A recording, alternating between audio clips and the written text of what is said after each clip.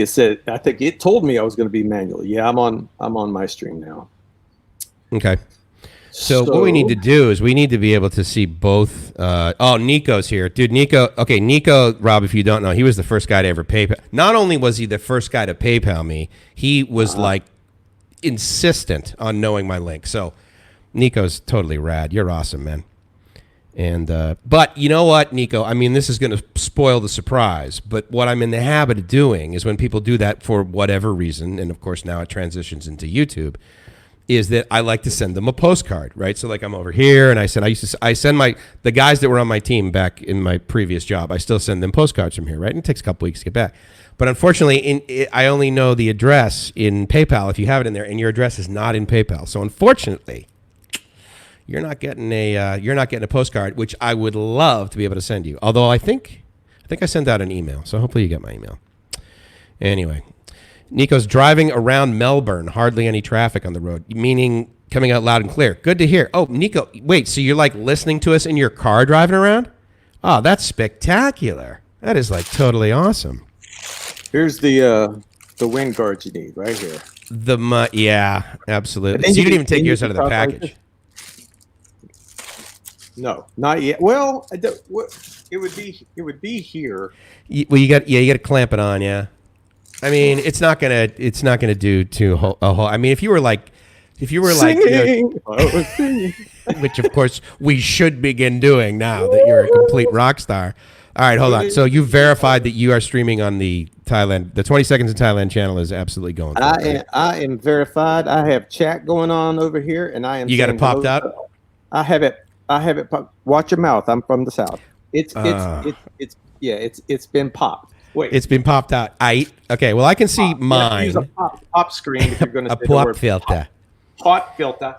It's a classic pop filter there, boy. Okay. I can't do a Boston dag horse hat. Sorry. I can't either. I just squirrels are in the house. Oh my God, my little squirrels.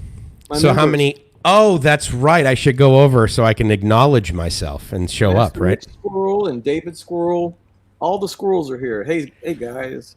So if you guys don't know what Rob is talking about, he turned on membership, which again, as far as I'm concerned, is an infinitely better paradigm than having to go to Patreon. Like I'm really stoked now because basically it's like, okay, cool. I was at YouTube for 20 Seconds in Thailand anyway. And now all I got to do is, do the money or whatever. And now, I mean, effectively, I never have to go to Patreon anymore, provided you provided the same service. The nice thing about Patreon, I will say, though, if you do have the app, like when you upload a video and you say, hey, my new video's here, and we go to the Patreon app, there's the chat in there. So like for the first, I don't know, like day or so, a bunch of us will sort of chat back at you. But then after that, it sort of dies, right? Yeah. The Patreon is... Okay, Patreon came out, 6 years ago? I think they came out 6 years ago. Yeah, it's about right. It seems like they still have about the same amount of engineers. Hey, Ron, how are you? That they started with. And I'm being a little bit cheeky with this because they have, when they do upgrades, I don't know what they're benchmarking off of because it's such a clunky website. It's hard. I can't keep messages, you folks that haven't been there. It's like emails. So you would think they would base it in like an email box. Read, unread, save for later. No, they don't have any of that. No, I know. And also, it is really weird because, I mean, that's what everyone uses. Like literally everyone who monetizes their YouTube channel uses Patreon. Whether the people who go there or not, they're just like, well, I'll just turn it on. Otherwise, I'm leaving money on the table, right?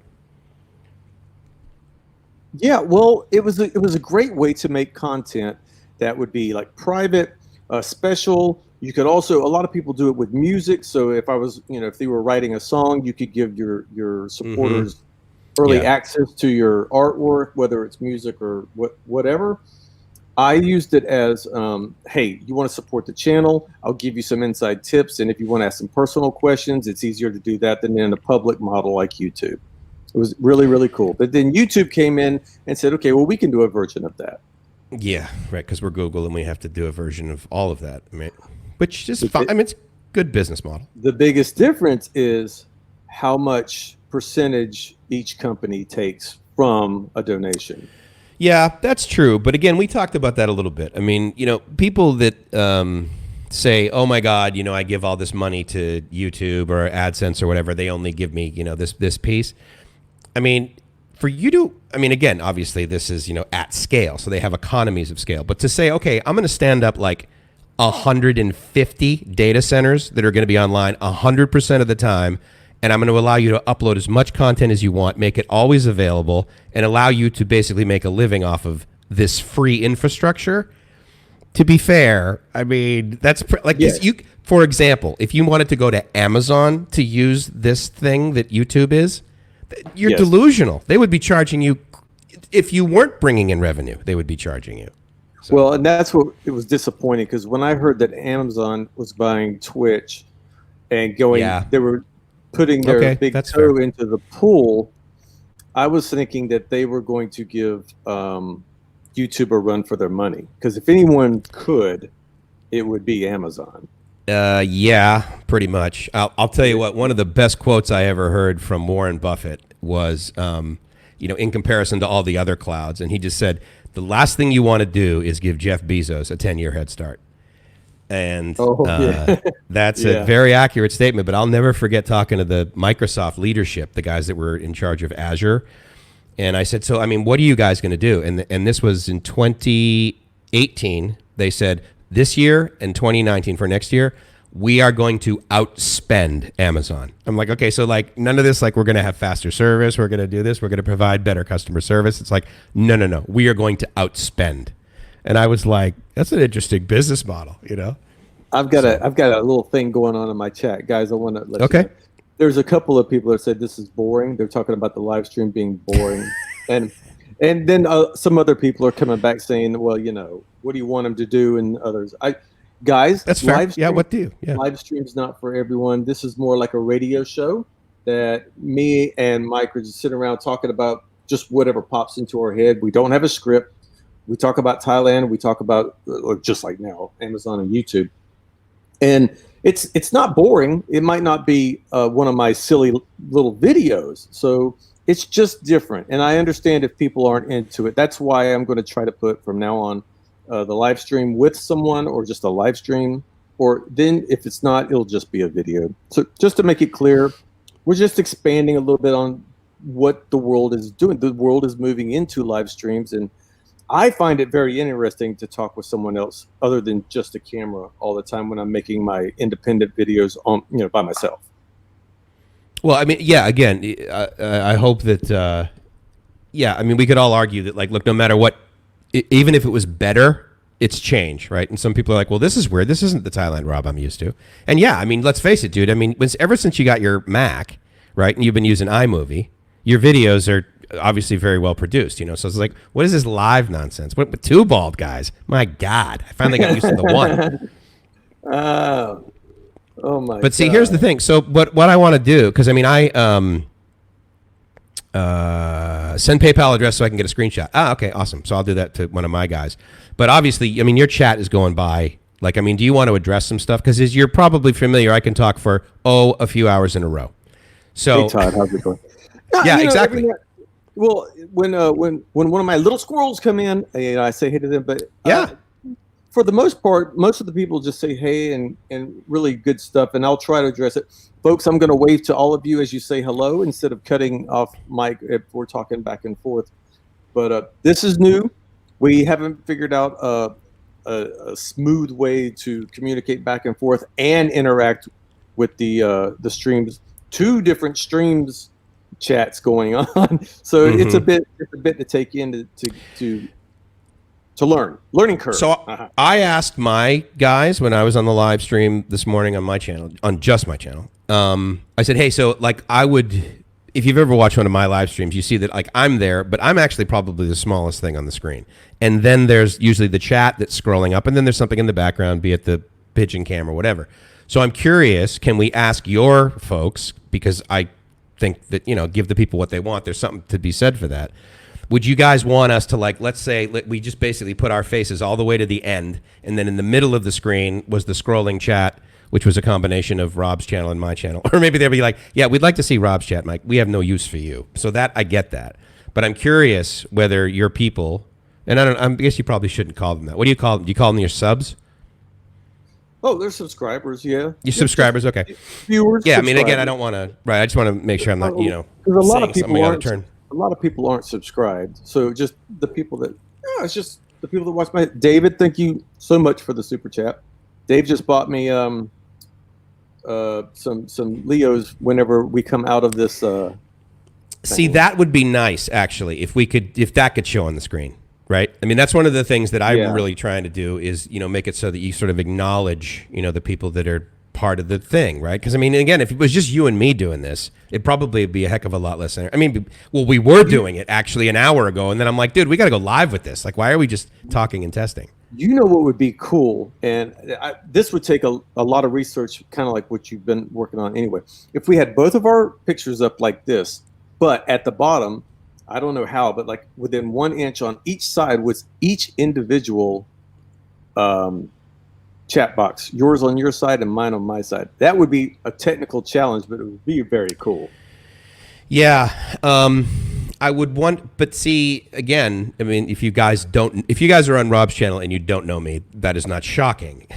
But, with my guys, I mean, my chat flows up. And for the most part, it is slow enough where I can, just like talk with the guys. But see, so here's but just to give you an example of like what would just having one chat up there would look like. It's pretty hard to see the text. So to have two of them up there, I'm afraid that we would miss some stuff. And so, but what's cool though is here's what I see like stuck. Sorry, go ahead. Yeah, I was gonna say I'll talk to you about it later. This wouldn't be for us. This would be for them. Ours would still be the pop-out window. Yeah. Right. But they can pause it later on if they're watching it back. They can watch it and pause it if they want to. But it would also give them, like you just said, the super chat people would get their recognition, which they do if you're watching it live. I don't know on the playback if it shows up 100%. Well, I know how we could get actually on your screen for it to display like every time someone super chats or someone subscribes or that sort of thing. That's easy. I got a solution for that. So we can talk about that offline as long as it's in your windscreen. But what I was going to say is really cool. Stuck in Florida. I mean, he cruises over to your live chats too, right? Yeah. So I just noticed him here. So he says, "Oh, Mike, good to see you." So thank you very much. I appreciate you coming over here. Just so you know, one of the reasons that Rob and one of the reasons we hang out is because we like each other. But the other reason is because he was helping me get to 1,000 subs and then also helped me get to 4,000 viewing hours. But now that I don't necessarily need more viewing hours, then we figured we'd go live on that. So how many people you got right now? I mean, you get like 150 like that, right? Let me look. I have 105. 105, okay. And this is not the normal Thailand Rob live stream time. No. Hold on. Go ahead. So, so what was interesting is that, he's got 108. Thanks a lot, man. Appreciate it. No, this is not the normal Thailand Rob live stream. And the reason I just ran away real quick was because Alan gave an idea. He said, for every time I get a super chat, I should have some type of piggy bank or something to show everybody that I got some money for it. So I went and found my. That's the most amount of Coke I've ever seen. Look at the size of this sucker. Look at that. Look at how much Coke that is. Alan, I'm gonna do that, man. I'm gonna have a little pile of change here, and every time I get a super chat, it's like, So that's probably a good thing. So if you guys are just sitting here going, God, I wish, especially the Rob viewers, right? If you guys are like, oh my God, I'm sick of Mike, just super chat him, and then he'll shake that thing, and it'll totally drown out my voice. So there you go. We're getting like radio now. Pretty soon we're going to have the horns. Ding, ding, ding, ding. Do you ever watch Family Guy? Did you watch Family Guy? Yeah, I watch Family Guy. Okay, so do you remember when when Stewie and Brian had the radio show? Do you remember that one? Oh, dude, we got to totally look it up because the name of their morning show was Weenie in the Butt. And it was like Weenie and, but it was like and it was hilarious. And all they did is to make complete mockery of like these morning shows that all they do was push 97.9, and they just have like all this stuff. So they just like played one sweeper after another, and then they would do this thing, oh my baby, it was just like complete ridiculousness, but it's hilarious. We got to play that actually on here. But Mike, have you watched any of the daytime TV shows here in Thailand? The that are in Thai? Yes. I no, because I don't have I guess I could turn subtitles on, but no. Why? Do you watch daytime dramas over here? Well, when I was staying with Kevin, and there's 2 Thai women in the house all day long. They do. Yeah. Right. There is one whole channel that's 4 hours in the afternoon. All they do, 100% of this show, it's a talk group of about 4 Thai people just having a conversation, and some editor in the background is hitting the wow. But every time they do something, really? The whole show. And I look over at my Thai friends and I'm like, this is terrible. Yeah, we make fun of that in the United States, just so you know, right? I mean, oh god, no, so much. That's really kind of fun. Well, you know what? There is a guy, bless his heart. I think he's got a good heart. And I hate to give you this description, but it might have you guys know who I'm talking about. He's got a speech disability. I believe that I don't know what he suffered from, but it's kind of hard to hear him. Like he has a palsy of some kind. Anyway, he's a really nice guy. But he does this show, and he does that the whole time. He's got like a soundboard, and he'll hit like the fart noise, and then he'll hit like the woo. I mean, it's kind of adorable in the sense that I can't listen to more than 5 minutes of it. But he's actually a pretty nice guy. Yeah, kind of like The View. One of my guys says the girls just like sit around and they jabber the whole time. Yeah, and oh man, it is so annoying because it's overkill. I mean. Just it's crazy. So so the reaction though of those 2 Thai girls. I mean, are they in tears, like laughing the whole day, or are they just like, oh no, this is like what I watch? It's just normal. No reaction. It's just normal. No reaction. No. Because it's so over the top that after a while they don't hear it anymore. It's just part of the thing. Like, so, did you ever used to watch Kramer? Whatever show he's on. So, you know what's funny is like Rackman or Rackman on my thing, he just goes Mad Money's Jim Cramer. Is that who you're talking about? Yes. Kramer's Mad Money? Yeah. Yes. Oh, I know he's got the button, right? He's got the slap buttons, the booyah, Drug buy, sell, get rid of it, dump it. Is he the one that has the one that says drug test? Or is there is that a sports show? I can't remember. I don't know. So before, I actually should have asked you and potentially the watchers, viewers, listeners, do you like our videos this way, or is it better if we're like full screen? Because, I mean, it really doesn't. Yeah, because I went back from there's only like about 5 different screen options you have with. No, go back to, let's do it like the eye doctor. Before. No, after. Go again. Before. After. No, actually, I'm sorry. It's A or B. Or B. A or B. Or B. Okay. So you guys do like A or B. Wow, this show is really hitting an all-time high. Dude, we are a 19 share right now. I'm telling you that there's no other podcast duo right now that turned it into an optometrist style show. But the real question is, what's the difference between an ophthalmologist and an optometrist? And an optometrist. The way it's spelled. So far, we're getting the first one. Oh, nope. Then we got 2 B's. I got 3 B's, 2 A's. Lawrence likes C, you see. And a partridge in a pear tree. Okay. Paul says B. Oh, see, now I'm getting a lot of C's. Michael says ABBA, ABBA. Dude, I love ABBA. In fact, I would play some ABBA right now, but no. Demonetization. Demonetization, and also you can't get your hours in for your community service. Yeah, that's. You know, it's not so bad walking on the side of the freeway because you get the bitchin' orange vest. It's just when they do that horn and they have that, like, you know, porta potty that they drag in front of you. I've seen that in Florida. Florida takes that very seriously. They have like full crews on the side of the street. Gang. Look, dude, exactly. No, they have picks and like chainsaws. I'm like, wait. These people just got busted for DUI, and you're like, yeah. So just grab one of those chainsaws, Steven. Why don't you go over there and what? Well, he had no priors. He had no chainsaw priors. I mean, he only had the one chainsaw in the glove box. But I mean, you know, he was drinking. So what do I care? Rike's here. Rike from Life Beyond the Sea. Now, how long have you known Rike? Because I mean, you're over here in Southeast Asia.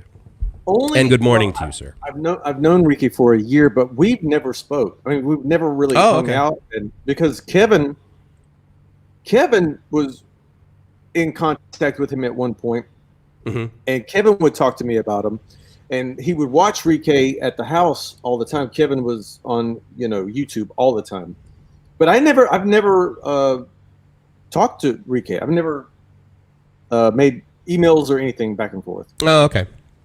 Well, I mean till he built the website and all, and then he emailed me then. But last year, no. Oh, nice, yeah.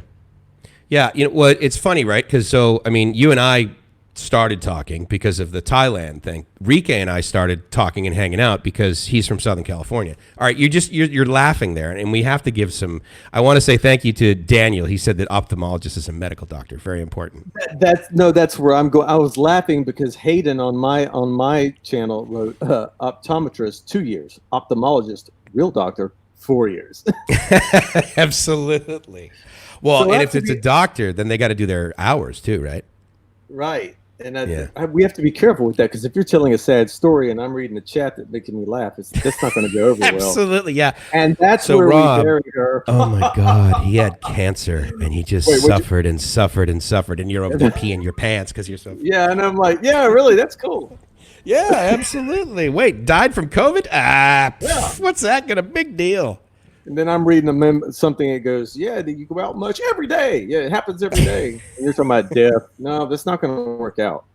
You need to focus. You go out every night, though, right? I mean, you like when the sun's down, you cruise around for a couple hours over to Boomers and stuff?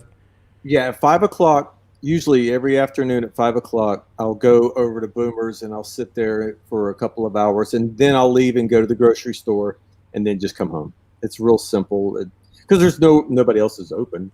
Boomer's open for takeaway, but most of the restaurants that I used to go to, Danny's Place and such, they've all just closed the door, just gave it up. Grill Bill closed the doors and just till it passes. So tell me about Grill Bill. I mean, when did he buy that thing? He only he hadn't even owned it a year, right? No, yeah, well, right. We're somewhere at a year right now, almost. Can you imagine? Buys this business that is arguably very successful when he buys it, right? Correct. Yeah. And then he's probably like, oh, this is great. High season shows up in October, and he's like, oh, man, I am killing it. And then January, February shows up. He probably is like, you got to be kidding me. Like, this is the worst luck in the whole world. Well, there was so many little places that just opened up. We have another new place here in Kamala called The Butcher. And this guy brings in all this imported meat from Germany and Australia, just all kinds of stuff that you just can't find. Right. It's a butcher shop that you can eat there, but it's basically a nice little butcher shop with cheese and stuff. Like a deli. Yeah, high-end deli. Nicest thing we've seen here as far as meat quality, because we don't have. This is Kamala. This is not like Patong. Right, because you go to Patong, we have a macro. You can get some good stuff there. But here was like a little village. He just opened. He's a higher end service, and boom, the same. The Corona hits, and he just got the doors open like 4 weeks before it was like boom, shut it down. I mean, what do you now? I don't know.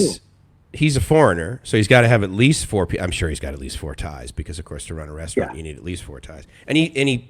How many girls were working there? I mean, when Sonny had it, right? I mean, he had the 2 waitresses that we would see all the time in your videos and his videos. I think he had 5. I think he had 2 in the back, 2 in the kitchen, Mm-hmm. 2 in the front dining, 1 manager, and then the grill master.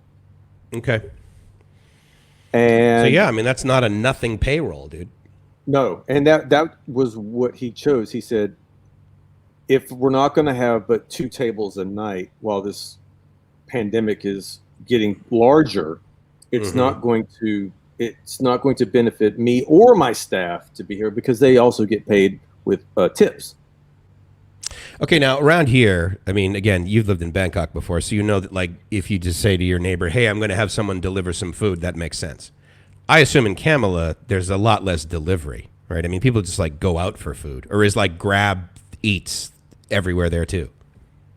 No, in Kamala, the delivery had not took off yet. Now we don't have a lot of Grab. I tell you what, if someone was a little clever right here, that's what they would be doing right now. They'd get that little green jacket and sign that contract and be zipping all over Kamala on their motorbike. But you don't have Grab there, do you? We Because you have the Tuk Tuk Mafia.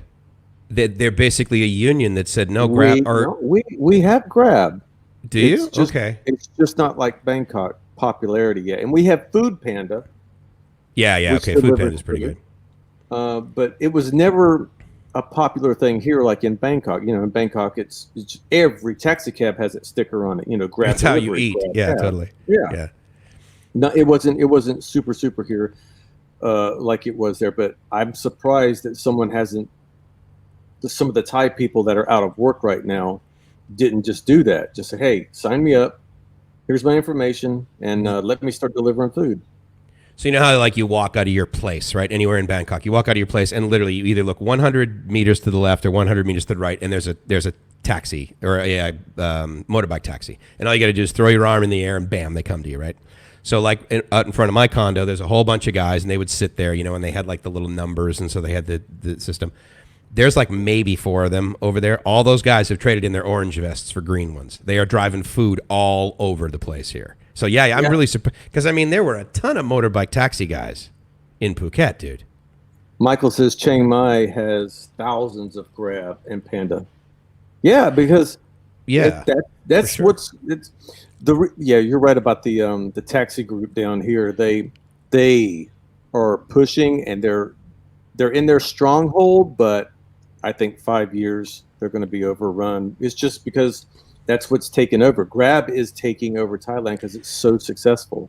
Well, I mean, and when you compare it, I mean, look if it only cost like 200 baht, which would be kind of expensive, but still, if it was only 200 baht to get from like say Patong Beach all the way up to Kamala, where the street basically does that L right at the beach there, but that's 500 baht, and I mean it's such a ridiculously high. It's 200 baht to go from one streetlight here to the other streetlight. if you call a taxi, they will not pick you up for under 200 baht. They won't pick you up.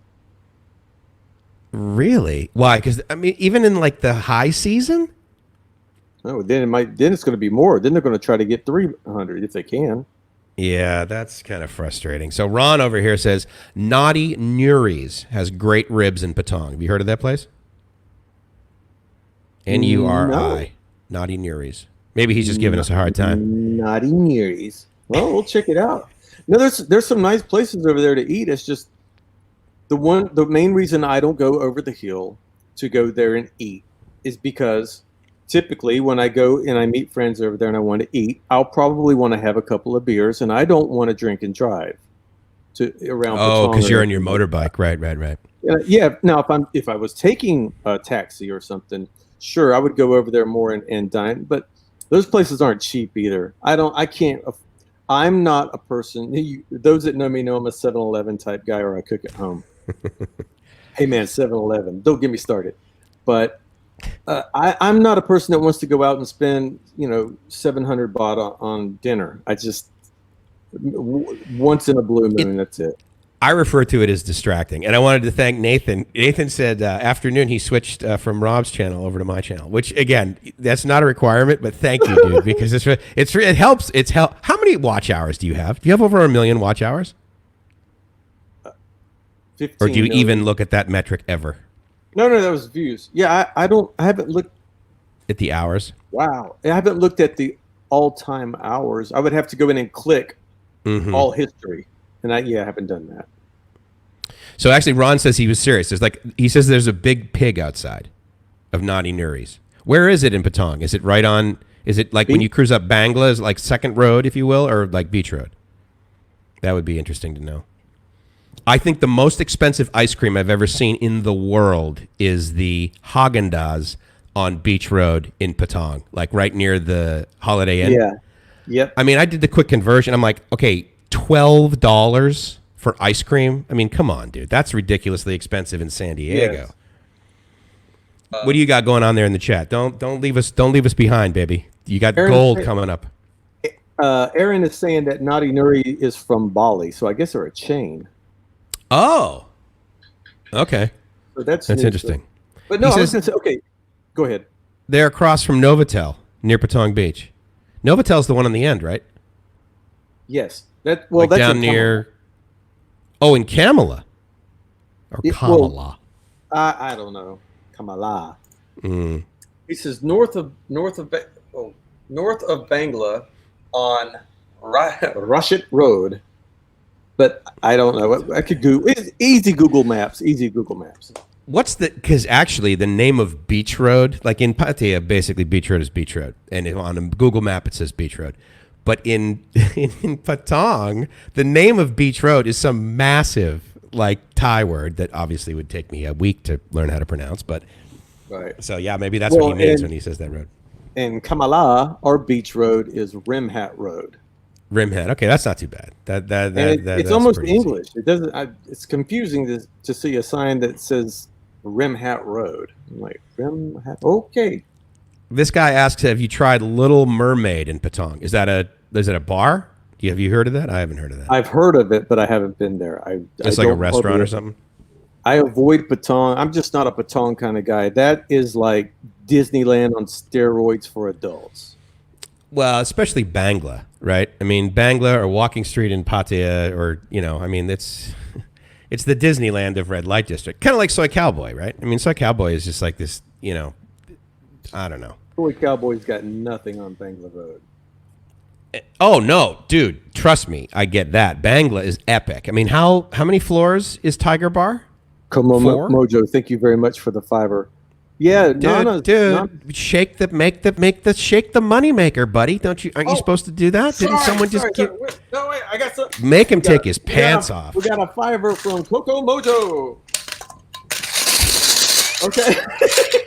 Oh my god, that sounded like fingernails on a chalkboard on that microphone, dude. That's amazing. Okay, but so yeah, I'll just do something like that. That's good. Is that better back in the back? Yeah. It sounds like popcorn. Depending upon what websites many of these guys go to, they may or may not have heard the change sound when they're watching certain videos. But you were saying Nana. Yeah, Nana's 4 floors. 4 crazy floors. Nana? No. Oh, is it not called Tiger Bar anymore? On Bangla? Well, Tiger Bar is not 4 floors. Tiger Bar is like 2 football fields. Yeah, deep. Just right. Deep. But don't they have a club right above it? Or is that on the other side of the road? It's I think on the other side of the road. I don't think there's a club upstairs. I could be wrong, but I don't think so. Todd, thank you very much. We got another $5 from Todd. Sing it on me. Yeah, Rackford says he loves the money can. Get an air horn. Yeah, that's exactly what he needs. Absolutely. Especially during his live streams at 10:30 at night. Exactly. So I'm sitting in my house on a quiet little area, and there's neighbors next door, and everyone's quiet, and all of a sudden they just hear, exactly. What does he do over there at night? Is that what Farang gas sounds like? That guy has got to stop eating all that spicy food. My God. I love Jim's comment. Patong is just too enjoyable. Yeah, it can be. If you are a tourist, I am 100% on board with you. But as someone that lives here, it is it's unsustainable. I mean, dude, it's like living in San Diego. How many times are you gonna go to SeaWorld? Right. You go there when your buddies come in town. Yeah, absolutely. And eventually, I mean, if you think it's fun, giving them money to the girls and hanging out with them, that is fun. Until then you literally become the ATM. So then even the party guy goes, I don't think they care about me at all. No. They don't, dude. You set them up as an ATM. Yeah, no, now, totally. Absolutely. If these people would have just walked into the bar and had a drink and had a normal conversation, the girls won't look at you like an ATM. It's whatever you do is the way that they're going to react to you. You buy them a car, they're going to want another car. I think the best thing to do if you're in Patong or Pattaya and you're on Beach Road and you go into a bar, if there's guys that have never been to Thailand before, here's a great tip. Walk in, sit down next to a girl and say, this is my first time here. Can you help me?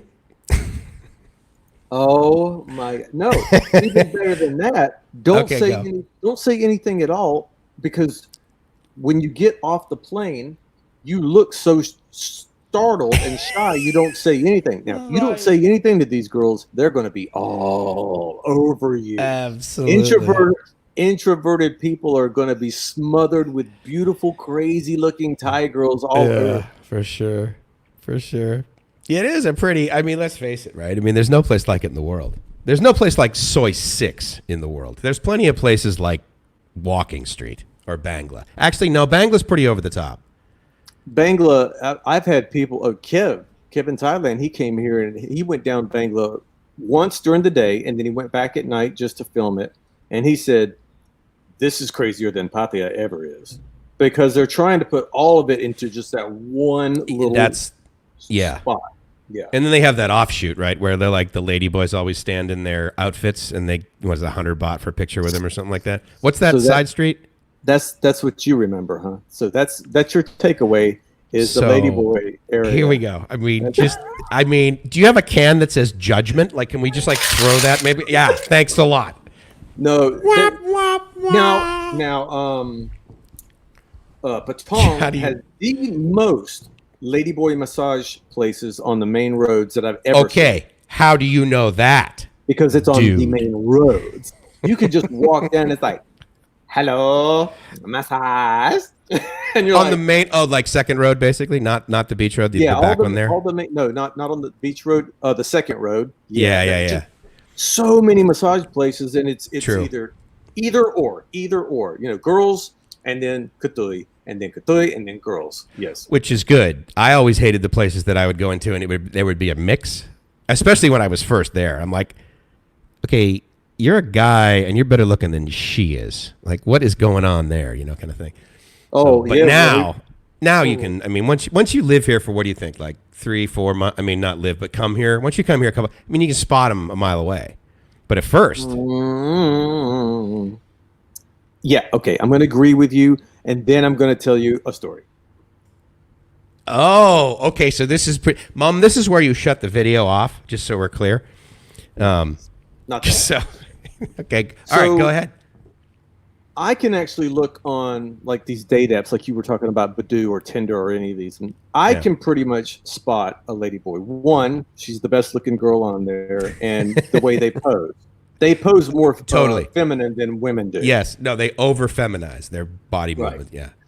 If you see a ladyboy on the streets, they're always primping. Always. It never stops. Never stops. They're always checking their eye makeup and their hair, and always. And they wear their tops much lower, like right almost at the yeah. But when was it? The last time, like last November, I met a couple of friends of mine, and we were down at Tree Town in Pattaya. And we walked over to one of these sidebars. We were trying to decide what we were going to do for this night. Let's just sit down, have a beer, and we'll figure out where we're going next. And we sat down. It was just one of these mixed bars. It was ladies and lady boys. It was just all kinds of different people. And the most beautiful one was a lady boy that had butt implants, chin implants. I don't like those.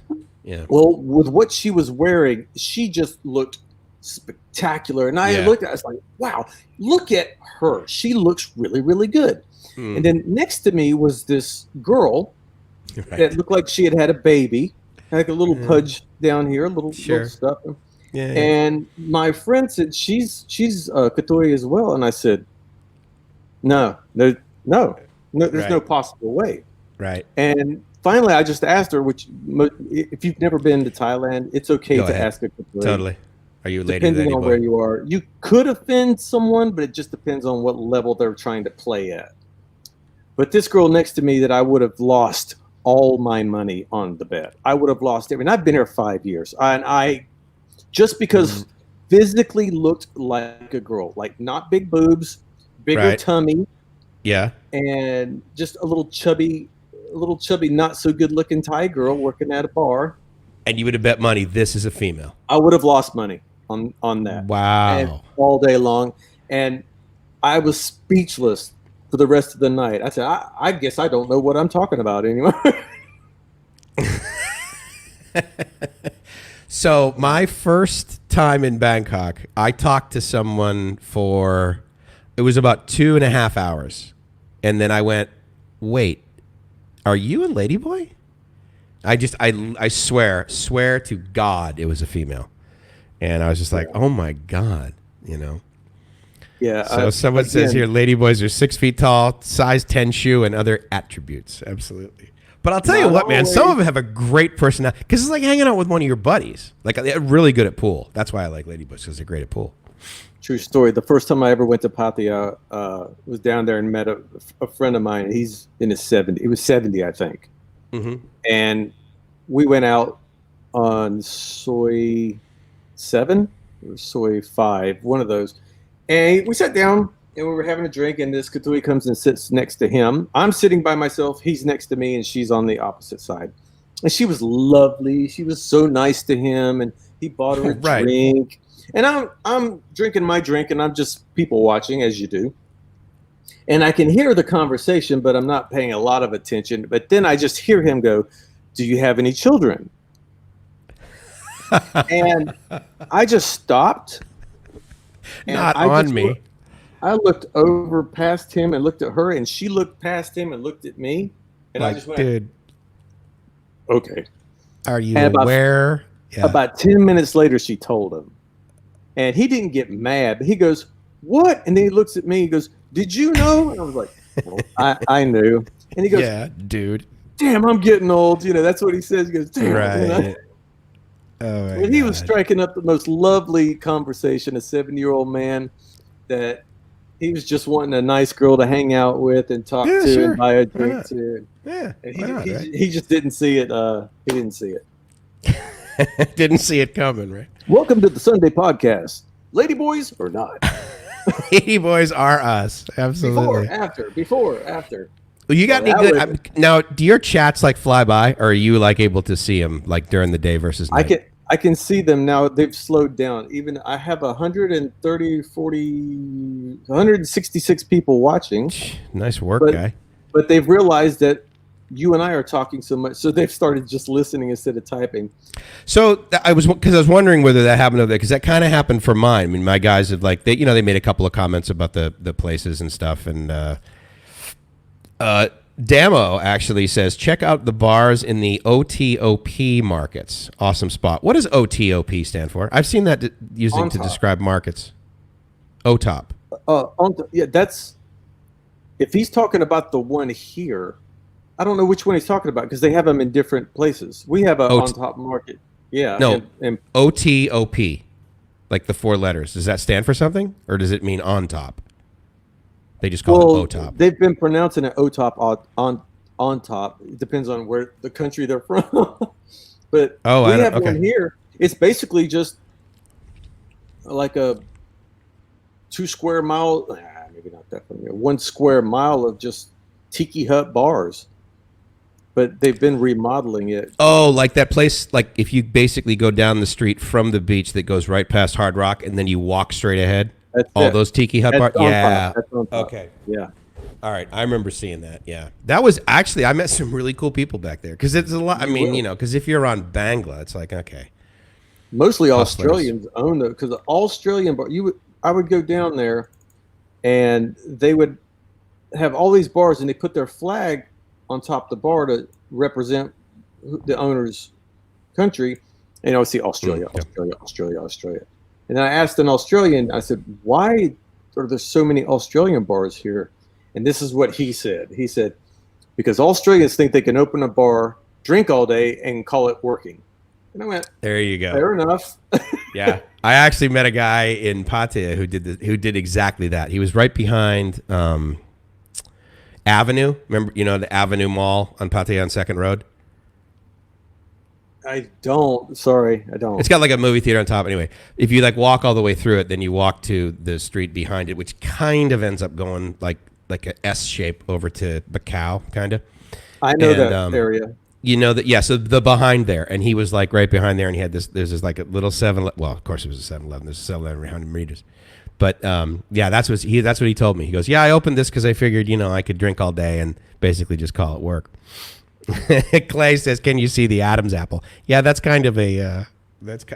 I'll tell you right now, I didn't see it at first. That person that I talked to for like 2.5 hours when I first got to Bangkok, and then I finally looked down. I'm like, wait, do you have a? So that was all right. What are you looking at? You look like you're very focused on the chat there, my friend. I gotta put someone in timeout. Oh, don't you have channel?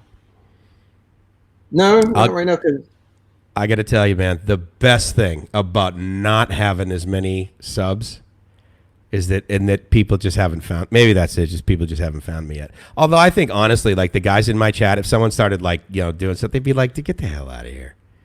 Like I don't know, maybe not, but I just think they would. I don't know. Some people that's the way they have to get their attention because. Yeah, that's true. Give their attention. I don't know. I mean, I'm just saying, I don't know.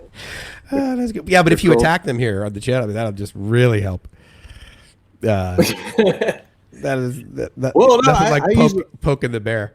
Yeah, usually I usually don't even see it because there's so many comments. I try to read the names that I see pop up at the bottom, and every now and then I'll see something that's just like, oh, I didn't know that, but this guy was just screaming some stuff that was just random stuff. Like right on.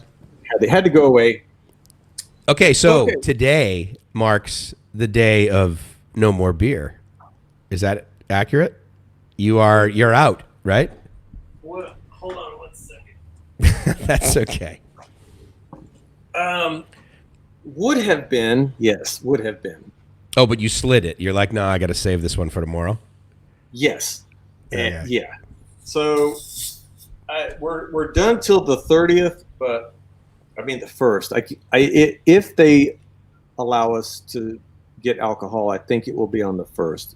There's still up in the air. No one knows.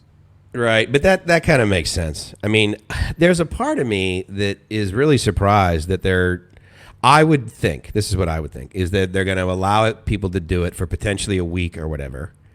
And then, I mean, the idea behind it, right, is that not so much that people won't drink, it's that people won't congregate because that's a very Thai thing, especially in the guys at the end of the day, whiskey and the soda water and ice, and they sit around and they drink close to each other all day.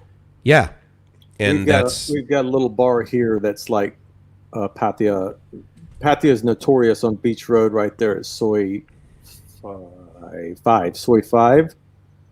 They just sit from 9:30, 10 o'clock in the morning all day. Even eat their food there and just drink in these little gatherings.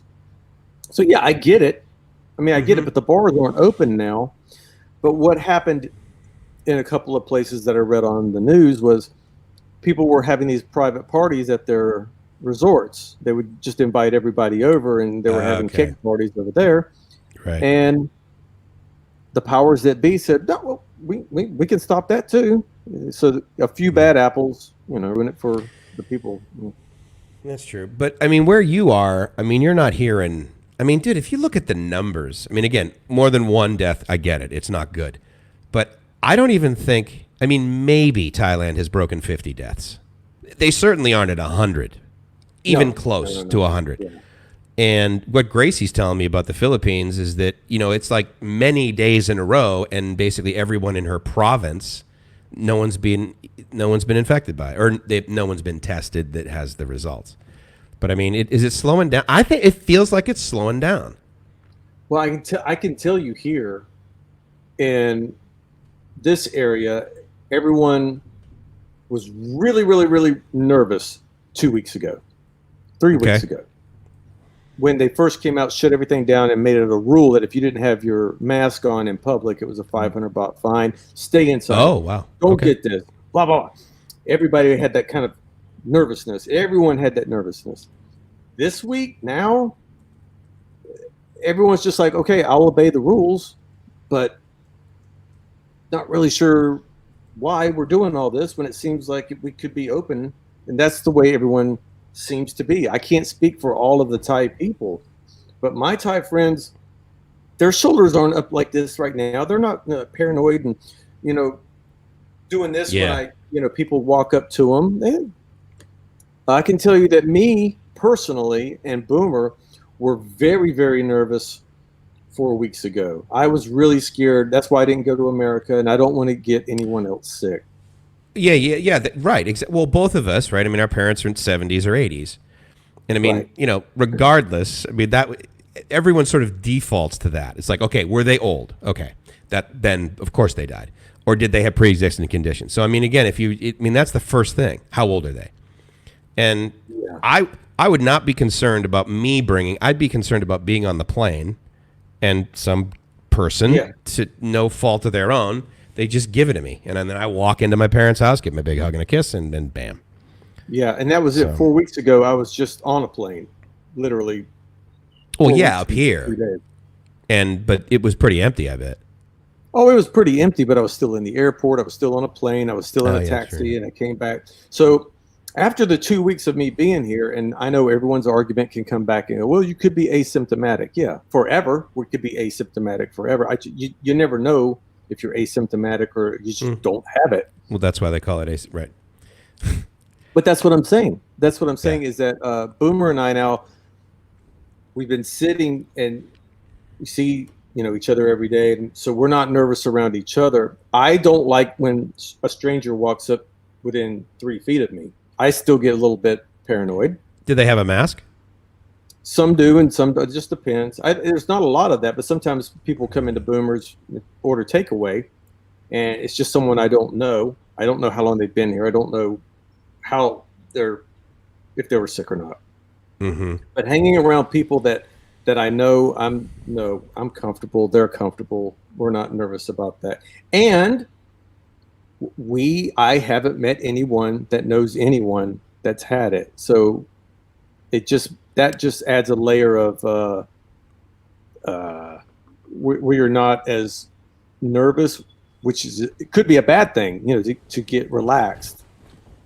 Yeah, right. But are you still diligent? I mean, are you still wearing a mask when you go outdoors? I mean, I am. Otherwise, I fear of social ridicule, quite frankly. Well, no. The mask it's the law here. You have to wear a mask. Too. I guess it is here too. But also, you just do it out of courtesy. Precisely. Yeah. No, totally. Like you said it in your live stream earlier, your morning live stream, your morning and your afternoon and your evening live stream. Live stream 1.0. Yeah. I have no life. No. Loser. Live my ass off on YouTube. Indoors on the couch. Indoors. No, I always wear a mask just to put people at a better calm ease. Mm-hmm. You don't want to see someone. I don't like it, and when they're just exercising, the guys that go around here take their shirts off, start running down the street, jogging, then they can't deal with the mask anymore, so they pull the mask down. But now they're breathing twice as hard as anybody else, and that's not a comfortable thing to look at when you hear the word pandemic in the air. Right. Oh, it's just a hard workout today, Right. Yeah. Let me go sweat near you.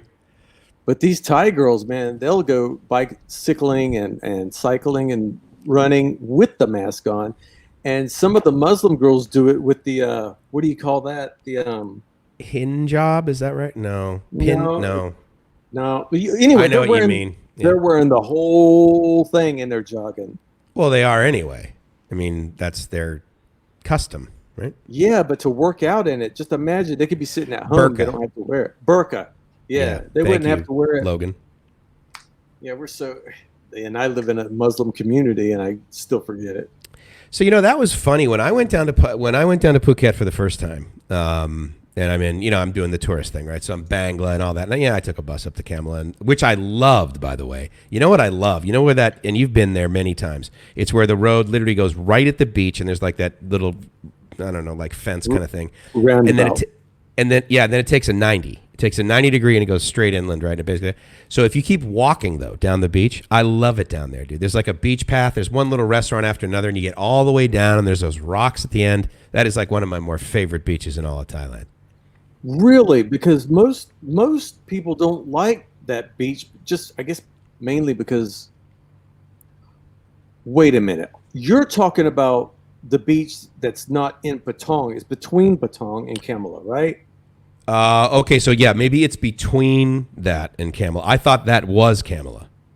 The huge rocks, and all the way at the end there is. But I mean, again, that street, it's got like the red and white paint on the sidewalk there. That's it. You take that, and then if you were to you're heading, which way would you be heading? North. You're heading north. Yeah. Yes. And then you come to the end of the road. It goes night. Yeah. And you basically the road essentially ends and it goes inland. But if you were to keep walking straight, yeah, that's the beach I'm talking about. And I think you go down to restaurants down there, don't you? Yeah. When you're yeah. There's little ones. Yeah, you can. Yeah, I like that. There's part of that area that I do like, but the actual Patong Beach with the big words Patong mounted. Yeah. Not a fan. No. I get it. Yeah, that's way down there. That's parasailing and all that stuff. Yeah. It's I will say when I was there at least every morning there would be like a line of about 25 people, and they would all walk down the beach at the same time, raking it, cleaning it, everything. So like the beach every morning was like really clean, and I thought that was pretty cool. And I don't know whether that was just because they needed to give 25 people jobs or what. Hijab, Hijab, that was it. Hijab. But okay. Anyway, I like that beach. Is my point. I think that's a really cool beach. I think my favorite little beaches. There's one here. Everyone that is in Kamala knows it, but it's a really, really, really small beach. It's not beautiful, but the fact that you can go to any place small where there might only be 5 other people, and they sell Coca-Colas and Sprites and a couple of beers. I think those are my favorite. And there's trees for shade. I love little places like that, little nooks, little spots. Yeah, the infamous place only the locals know about, right? I mean, I had a girl take me to a place one time. She called it her secret. She goes, "I want to take you to the secret beach." I said, "Okay." So we were down. I think it was in Kathu. And she called it a secret beach, but here's what it was. She drove to this hotel or this condo area. I think it was a hotel. You got to go all the way down this long road that's got a guard, but he let us in. It's their beach. It's like a resort. Private. Okay. Yeah, but you pay to be there and then use the facilities. And you go a little bit further, and they're selling coconuts out there with the machete, and they're taking it and opening it for you and putting the straw in, and you're like, "Yeah, man, this is very cool, man." Yeah, man. I love Jamaica. Yeah, man. That's what I left Jamaica with. I left Jamaica with an amazing tan, and everything I responded to was "yeah, man." And then, hey, man, I got to read this comment. Go. Luke says, "Rob, you seem so relaxed and calm today. We like you like this." Now, and what I have to say, does Rob look uptight when he does his evening solo live? Thailand Rob, ladies and gentlemen. Hi, what's happening going on there? How's the weather up in Bangkok? From Thailand. We've got a little overcast down here in Kamala, but it looks like it's going to be a really nice day. Maybe an 80% chance tonight for some rain, but precipitation down here is very quick, just like the ladies. Bow out. Ba-dum-bum, sting, 2:38, 22 minutes before the hour. Yeah, Luke, I can't be Thailand Rob all the time. This is just Rob at home, pretty much. See, we talked about this though. I mean, and you mentioned that and he was expecting me to be Thailand Rob. Guys, I got to tell you, the first second that I met Thailand Rob for the first time, we had talked for a while, and then I showed up in Bangkok and we hung out. He shows up and I'm like, okay, you're exactly the same way you are in your videos. There's no Thailand Rob mask. So, but you also did share the fact that like sometimes you're a little bit quieter, right? You're a little bit more introverted. Oh yeah, if I don't know you, and I'm sitting at a restaurant and I don't know you, and you come up and say, "Hey," I say hey to people and I say, "Oh, I watch your YouTube. Oh, that's nice. It's cool. Everything." But a lot of times I'm just sitting there and I'll keep to myself. I'm not going to, well, hey, let's just sit down and, let's have a couple of Leos and I'll tell you all this crazy stuff. I'm not that way. Okay, right, yeah. Because, when I watch people on YouTube, and one is I've got a history of being a comedian. So I try to make the videos in the beginning into this that I really used to focus on trying to make them silly humor about, wow, I can't believe this is over here. Boing, boing, boing, eyes bulge out like a cartoon character. Yeah, I remember that. Yeah. And then over the past 4 or 5 years, I've gotten into more of, let me tell you how it really is over here. And sometimes I have to sit down and I'm more calm. But a lot of people have said, like on this live stream here, that they like it when I'm more calm because a lot of people like to watch videos of a calm talking person, like our friend that does the China, Serpenza. Yeah. He's very, very, very, very serious face. And I rarely ever see him smile or laugh. No, I know. He's ridiculously appropriate as it relates to his presentation skills. But he's obviously quite biased. Yeah, totally. I mean, black tie? What are you kidding me, dude? Yeah. You met him in person. He's not that guy. He is not going to be that probably serious all the time. Yeah, you're probably right. You're probably right. I think every night. He doesn't drink much on camera, but he does drink, and he's with his buddy. But even when he's with his buddy, he reminds me of No. I'm going to say this, but if he's watching, I don't mean this literally. And of course, he's watching my channel. The guy's got like 800,000 subs, and he's over here double clicking on "Live My Ass Off." Yeah, good man. No, my channel, not yours. Oh, Jesus, daggers. Ron Burgundy. Oh, dude, and I love Ron Burgundy because, of course, he's from San Diego. Ron Burgundy, but I think. But that's kind of funny. He talks about why he wears a suit. It's out of respect. You get instant respect with a suit on. Well, yes, in the areas that he was, yes, the business that he was trying to cultivate years ago, and he just kept with it. And I think it's a great idea because, the data that he was providing about. If you look at like some of his earliest videos, he was he called his girlfriend Bar Girl. Right? So it's like, okay, you want to talk about respect, Ace. That's not exactly throwing it out there, expecting it to reflect. But, then he dumped her, and then he obviously moved on to be, like, more sort of mellow. And I'm not saying that, like, you shouldn't have a bar girl as a girlfriend. That could possibly work if you're it can work. 1%ers. It can definitely work, but I'm going to do a whole thing on that. Well, you do that in your Patreon thing, right? Is that where you do sort of your discussion? Yeah, I don't love to talk about. I don't want to talk about things that could really be sensitive to one or the other. So if I was to make a video and say bar girls are bad, no, sure, bar girls are good, that's wrong. Well, 50% of it's wrong, easily. But if I go on to a private membership type thing, I can give my opinion more without it being blanketed as just a statement for all. Because most of the people on the Patreon or the members, I will explain to them in the beginning, and they're on board.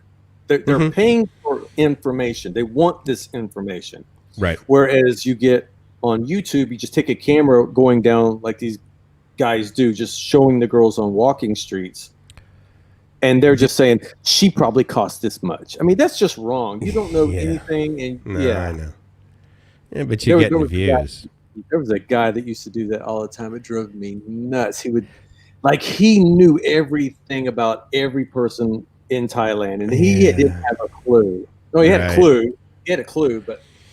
I just got one comment on mine, which was from Dan with the Bomb. My favorite saying: "Bar girls can't eat love." I'll tell you what, dude. Of all the things that Dead Farang does, I think that is absolutely, that's so true, and it's and hilarious. if anyone doesn't know what that means, It means simply, bar girl needs money.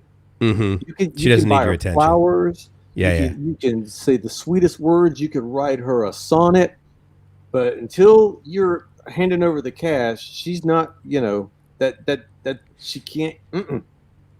Needs I the got this money. one from one of my guys, cab driver, and he's been here before. Good to see you back again, man. Met my wife at a bar in Pattaya, married for 22 years now. It works.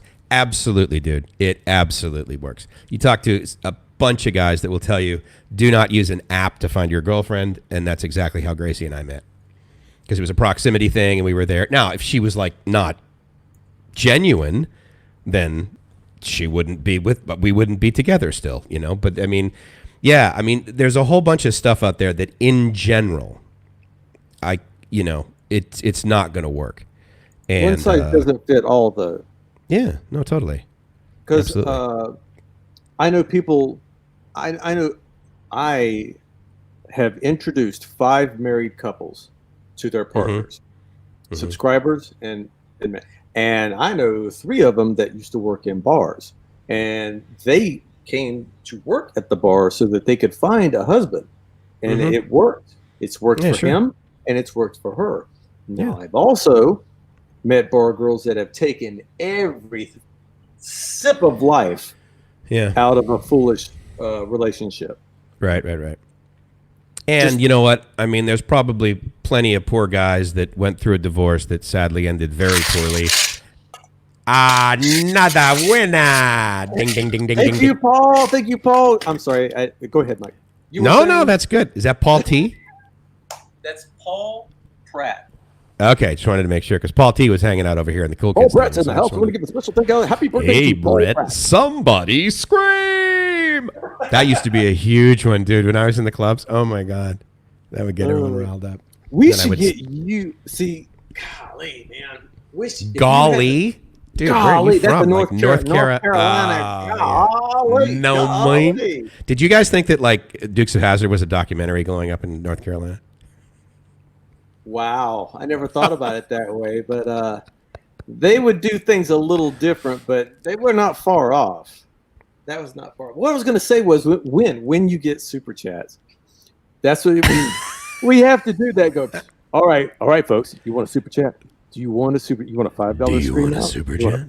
Do you want a $10 shout out right here on with your voice? That's what you'd be like. All right, here it comes. Who wants it? Who wants the shout out? Who wants the shout? It's Paul. Paul's another winner. Tell us what you won. Yeah, absolutely, dude. I can't do that. Tell him Johnny what he's won. Tell him Johnny what he's won. All expense paid back to his chair until the lockdown has been freed up. Think about you go to school for basically, you go through high school, you go to college for 4 years, and then you get out, and your job is to be the guy for The Price is Right. And all you do is call the people to go down. But your voice is known. Like, literally, you could play that guy's back then when that show was incredibly popular. And people would be like, oh, yeah, you're the guy that does that. And that's his full-time job. Talk about a sweet gig, guy. And then finally, I think after about 6 years, they finally would put his face on. Yeah, they would show him calling it in the back. Yeah, that's right. Yeah, because in the beginning, they didn't. No, he was just the voice. Yeah, then eventually they're like, man, people are dying to see what you look like. Joanne Burkhoff, come on down. Okay, yeah, so you on your morning stream or yesterday's morning stream, afternoon or evening, I don't know which one it was. 24/7, 365, nonstop flamethrower from Bangkok. You remember those stupid FM channels that would play Led Zeppelin 24 hours a day, Led Zeppelin. Let's get the lead out. Then you realize that Led Zeppelin only wrote like 10 songs. You're like, so you guys are out of money for DJs, right? Like you just bought the 3 albums and you're going to kind of cycle through it. Yeah. That's what happened to my radio station. They went completely automated. They gave up all. Sure. And this was where? North Carolina or Florida? Yeah, it was North Carolina. It was just a top 40 FM station. And they were losing out left and right. They couldn't afford. They tried. They paid this one guy $90,000 a year to come in to save it. I think he snorted his way. Yeah, and he snorted himself out of a job within 2 months. And he was God, that's so weird. Can't relate to that. Who the hell would do that? What I was going to tell you, because you were talking about it the other day, if you have the bug of being a DJ, you will know it. I was the 10th caller every day to the radio station. You were? They knew me. I called them when there was a free giveaway. I called them in the morning. I called them. I said, "Can you please play Kiss Detroit Rock City?" Now, Kiss Detroit Rock City was. I would play that right now, but no, we got it. Oh no, I've got it downloaded from my, but it wasn't in their setup. It wasn't in their playlist. Playlist. Thank you. Mm-hmm. Thank you. You're welcome. But back then, you had the album archive. You had the album archive in the back.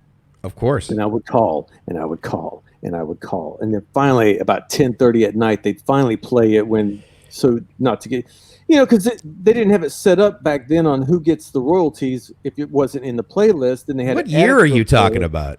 I mean, obviously, Detroit Rock City, like when it was current. Was that 76? It was probably in 78, 77. 70. Oh yeah, right. Yeah, 78. Okay. But I used to call the radio station every day, and I finally got my mom to take me up to see the DJ. Play Kiss.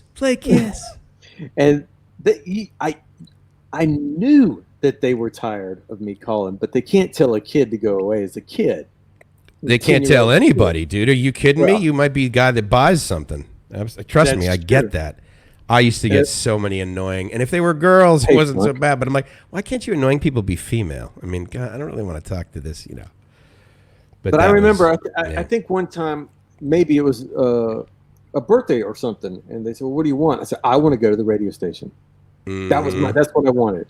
Absolutely. And I got up to the radio station, and I met my 2 evening DJs. And I went back home, and with crayon, I drew a picture of both of them in the studio and mailed it to them. And they posted it up on the wall. I bet they did. And I had the bug. I mean, from then on, dude. This is honestly the first microphone I've had since I was in a rock band. Of course, I had to be in a rock band. Okay, were you the lead singer? Yes. And what did you have, an SM58? And Radio Shack, man. Oh, Archer? Jesus, dude. Double click. There's a reason why I'm not open up your Coke can. All right, what did you sing? Did you just do covers of like Detroit Rock City? No, we used to write our own song. We were just some guys that had fun. It was just a fun band. We didn't make any money. A couple of the guys went on. The drummer and the guitarist, I was the bass player. They went on to do other things, but we always just did it for fun. That was our hobby. This was in North Carolina? Yeah, this is North Carolina. Are there any the first thing I thought of was REM, but those guys are Radio Rock. Georgia, right? Isn't REM from Georgia, along with the B-52s? I think Athens? So. Yeah. Sounds right. Who's from North Carolina? I don't know any bands that are from North Carolina. You don't want to. Probably some country band. By golly, we'll rock and roll your country ass off. You know what song I love, baby? He likes my truck. You know, it's funny. I mean, we could joke around about that all day long, but I'll tell you something. That top 40 radio station, they should have just dumped all those friggin' songs and started playing country music. They would have made money in a second. I mean, so say what you will about country music, but it's an easy win, man.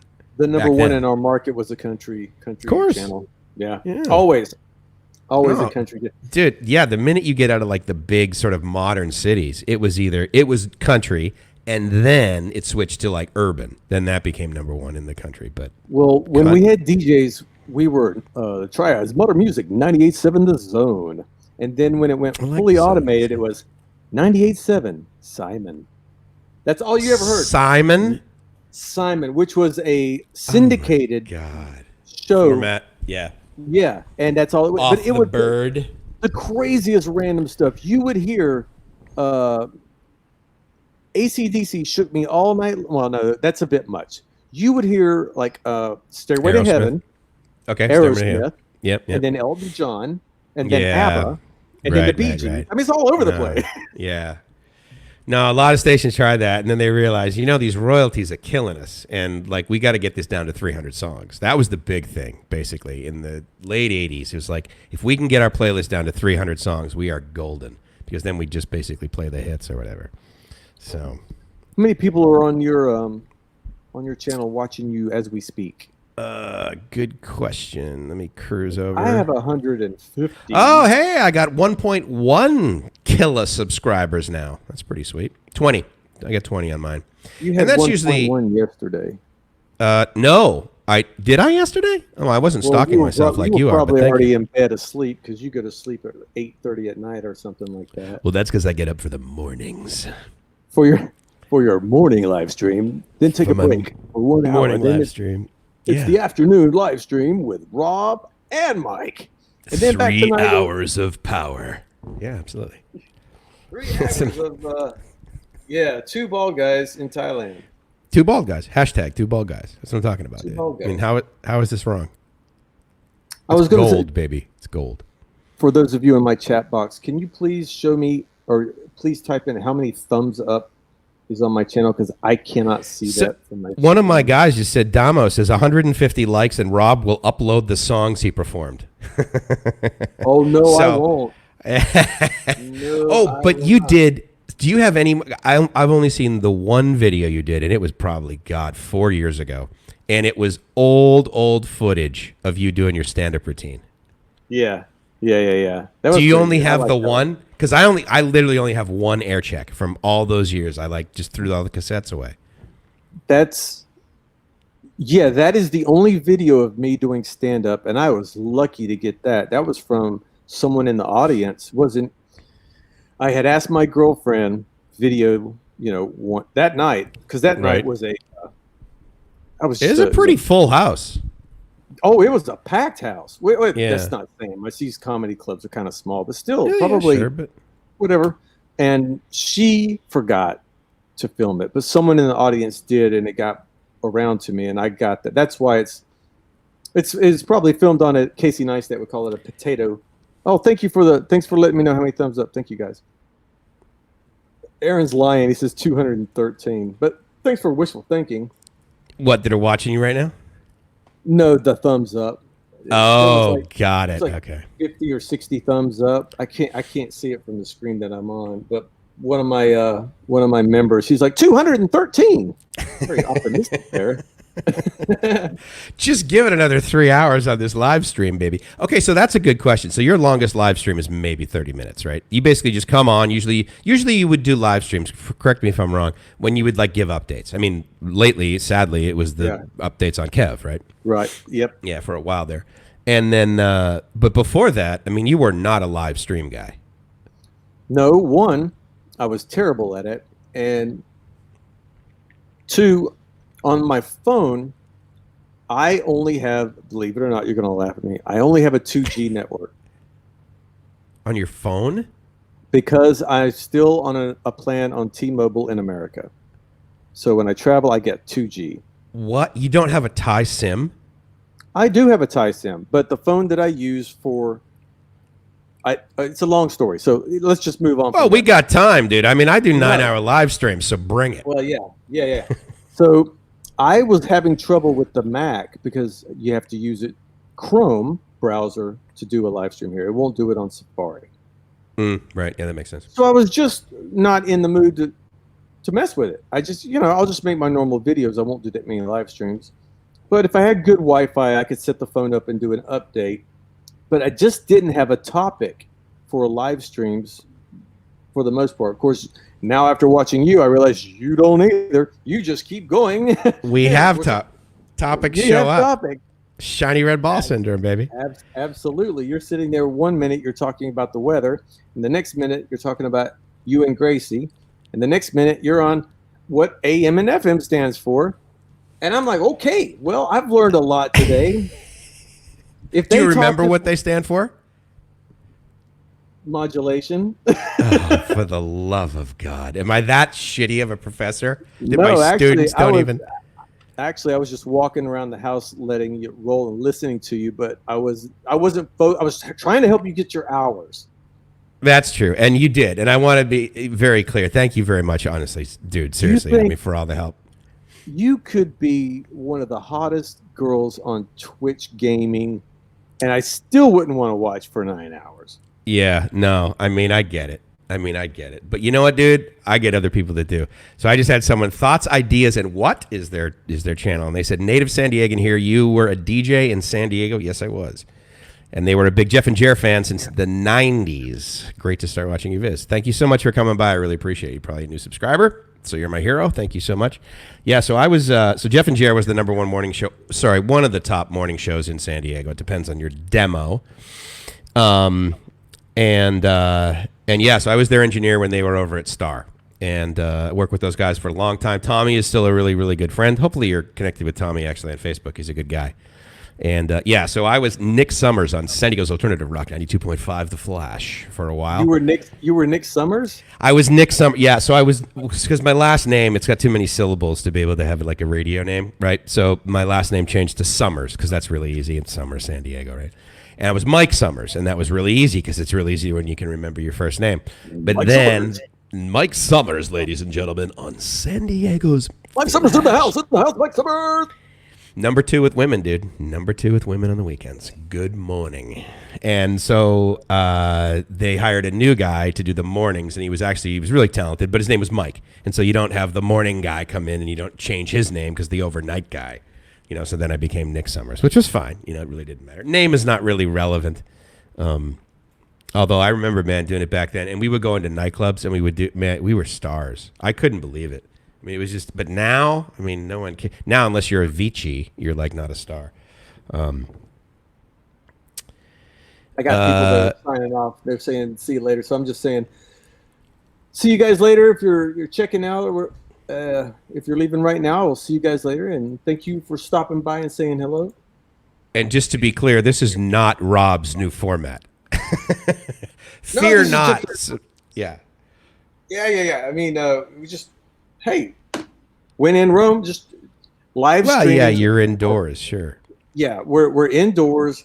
There is nothing much to see outdoors. If I was to walk around, there's really just empty streets, and man, yeah, I mean, it is. Yeah, you did it the other night on the bike, right? I mean, that was kind of cool. It's a good update or whatever, but yeah. So to Thoughts, who's making comments, I might know. So just to be clear, so Tommy was the producer, so he made the show have the content that it is. I was the engineer. I just made sure it was always on the air and sounded as good as it did. So, but before that, I was at a different station, down the dial, 92.5, which of course is urban now, pretty much. Jagger and Christy are my really good friends, and they're over there doing mornings now.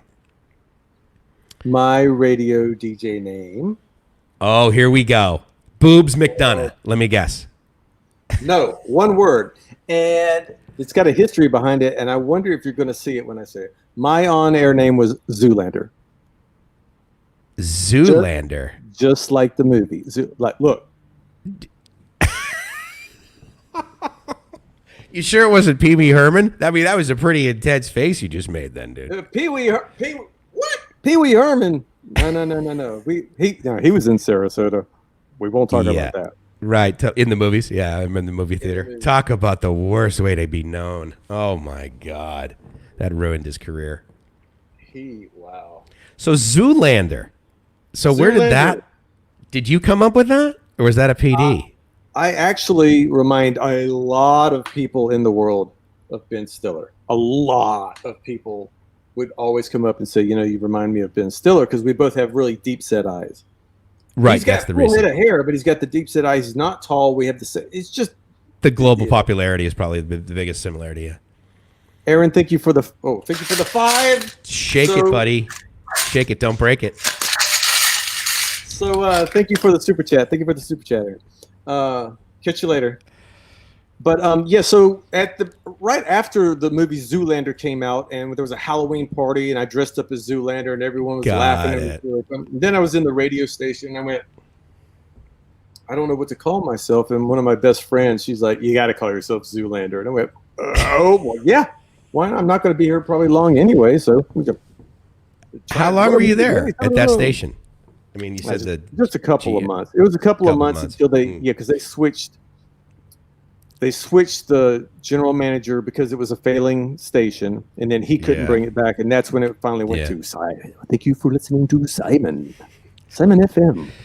And I like to do drawings. My name is Simon, but I can't do my drawings when I get my prune hands. Yeah. Remember this? So Todd Yowell says, "Tell Rob I came by and subscribed to your channel." Is Todd a longtime sub over at your place? I don't know. I don't know the amount of time on this page that I'm looking at. It doesn't show me, but yeah, I know he's a subscriber.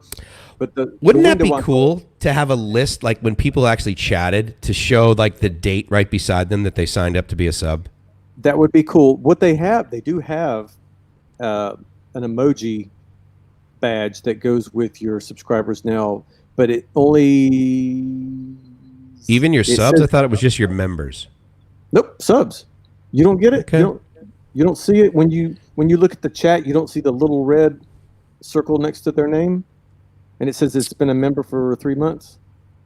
Well, I don't have members. Excuse me. You only got subscribe. No, no. I have the chat popped up. So you're telling me on your chat when you see like anyone that's on there, there's like a red dot by your subs?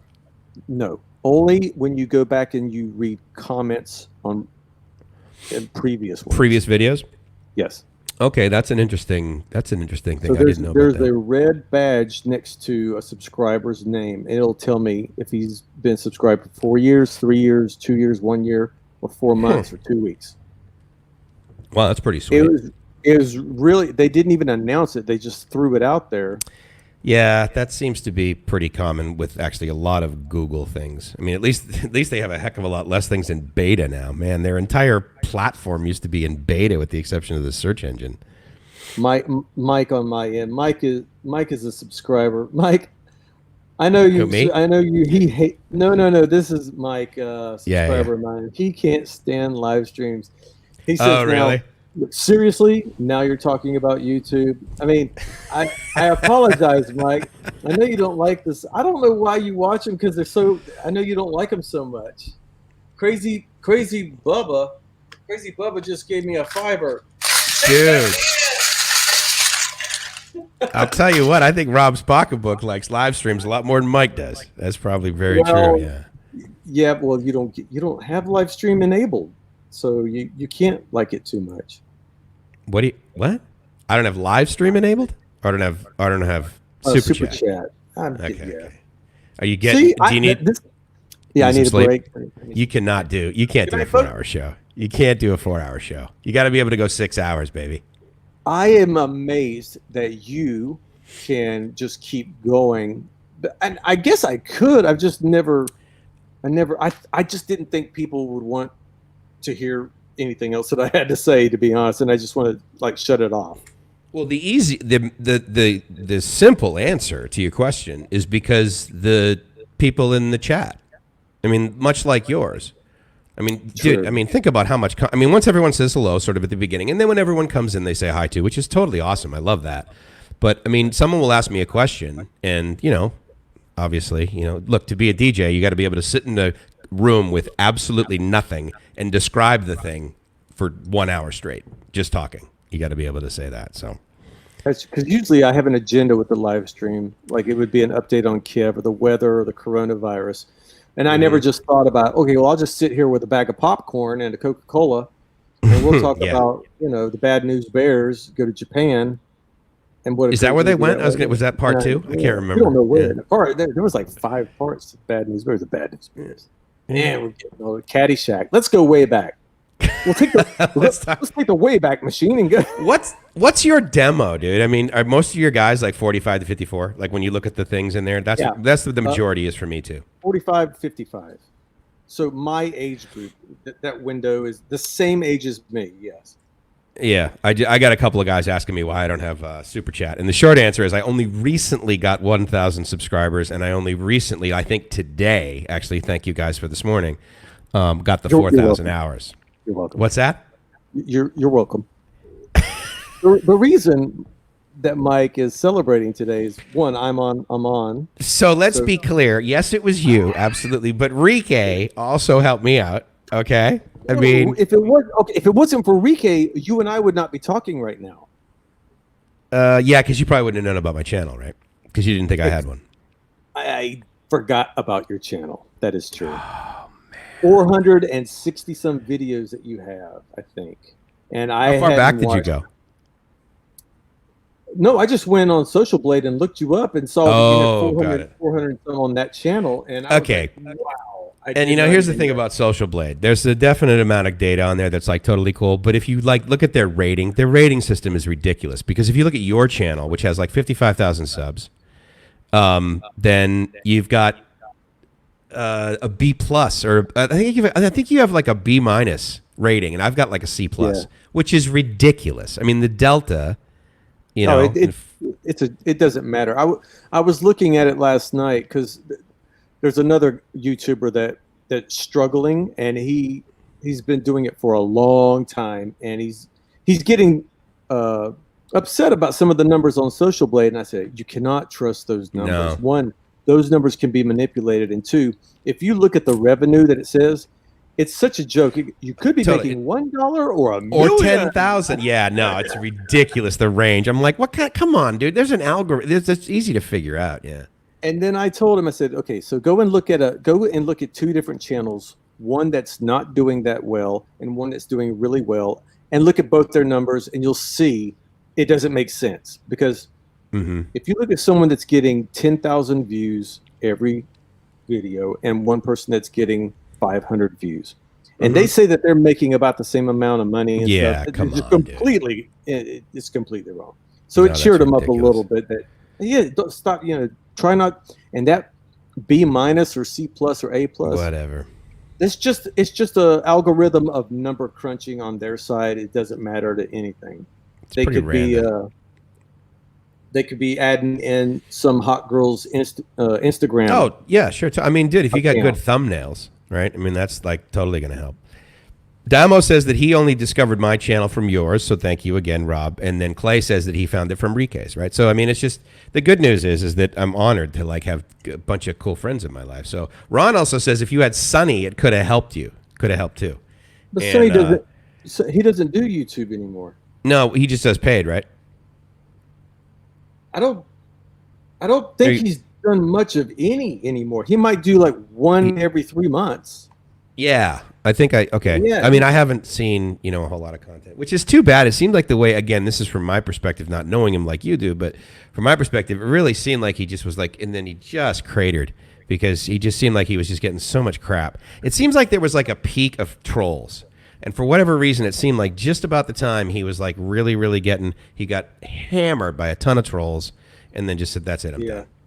That's too bad. Yeah. Some people handle conflict differently, and he is a very aggressive guy, so he wanted to always fight back. Oh, right. Yeah. Or just basically delete the feed the person. trolls. Mhm. And so Totally.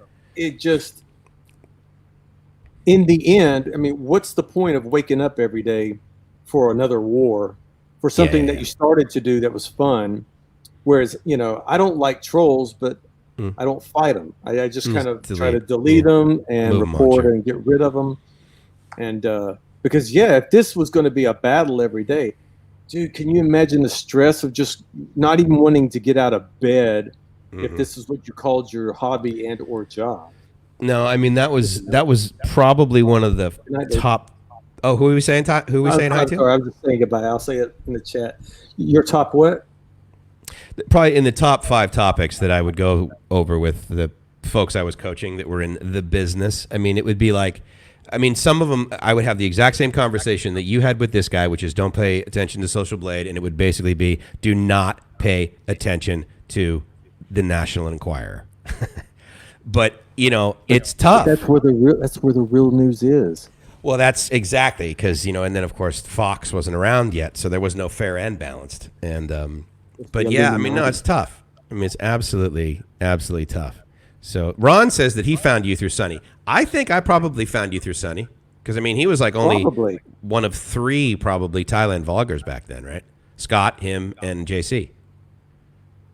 Yeah, that's all. When I looked up Thailand on YouTube before I came here, Scott was one of the first ones I saw, and then I saw Sunny, and I subscribed because Sunny made his videos funny. He made a lot of jokes with him and his wife throwing firecrackers, at their feet and scaring each other. I thought this is cool. Yeah. And so when I when I moved here, I moved to Bangkok, but I messaged him and I came down to Kamala 3 months later just to say hello. And I would come visit here about every 3 months. No, about every. I came here twice and then I moved here. Mm-hmm. I moved here in February. I moved to Thailand in July, moved to Kamala in February.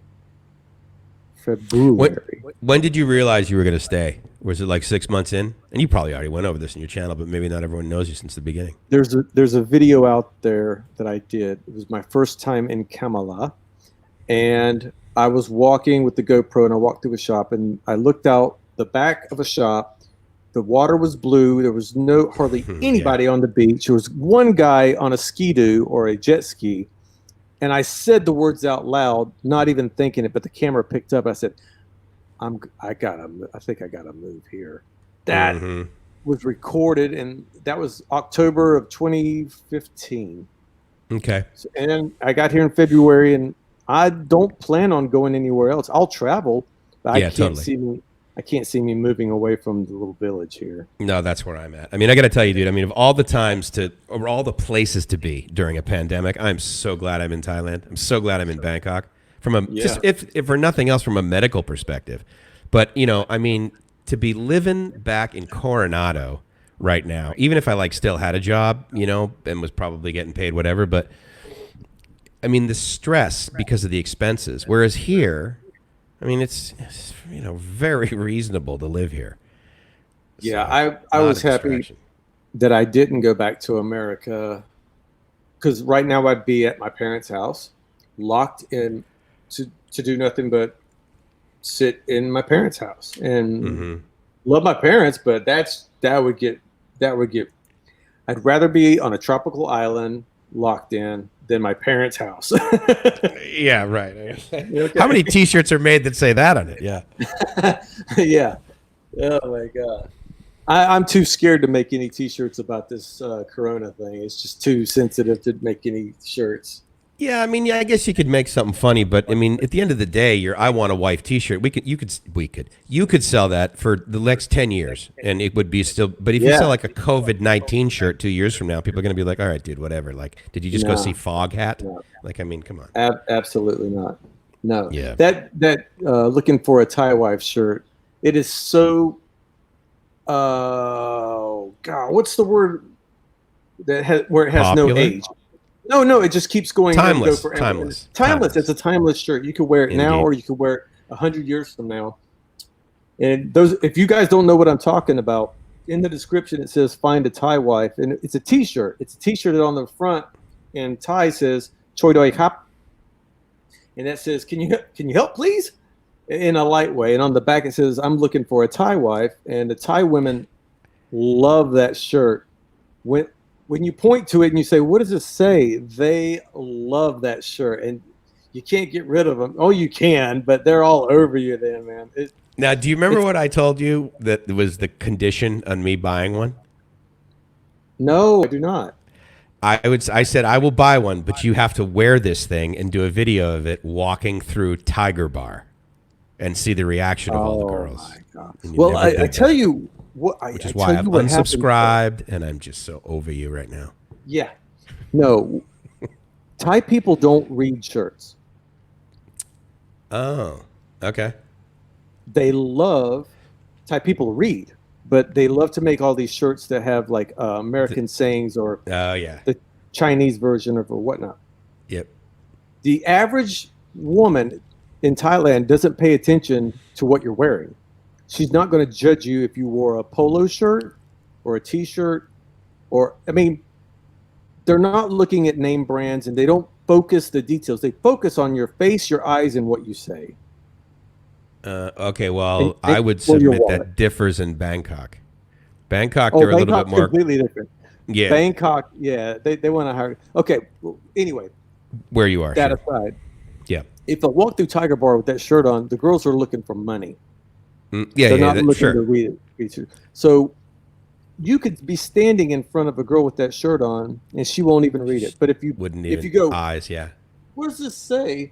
The joke is all over because then she goes and gets girlfriends, and they all start pointing and reading it. Oh, yeah. You've got to start it. Which Who knew?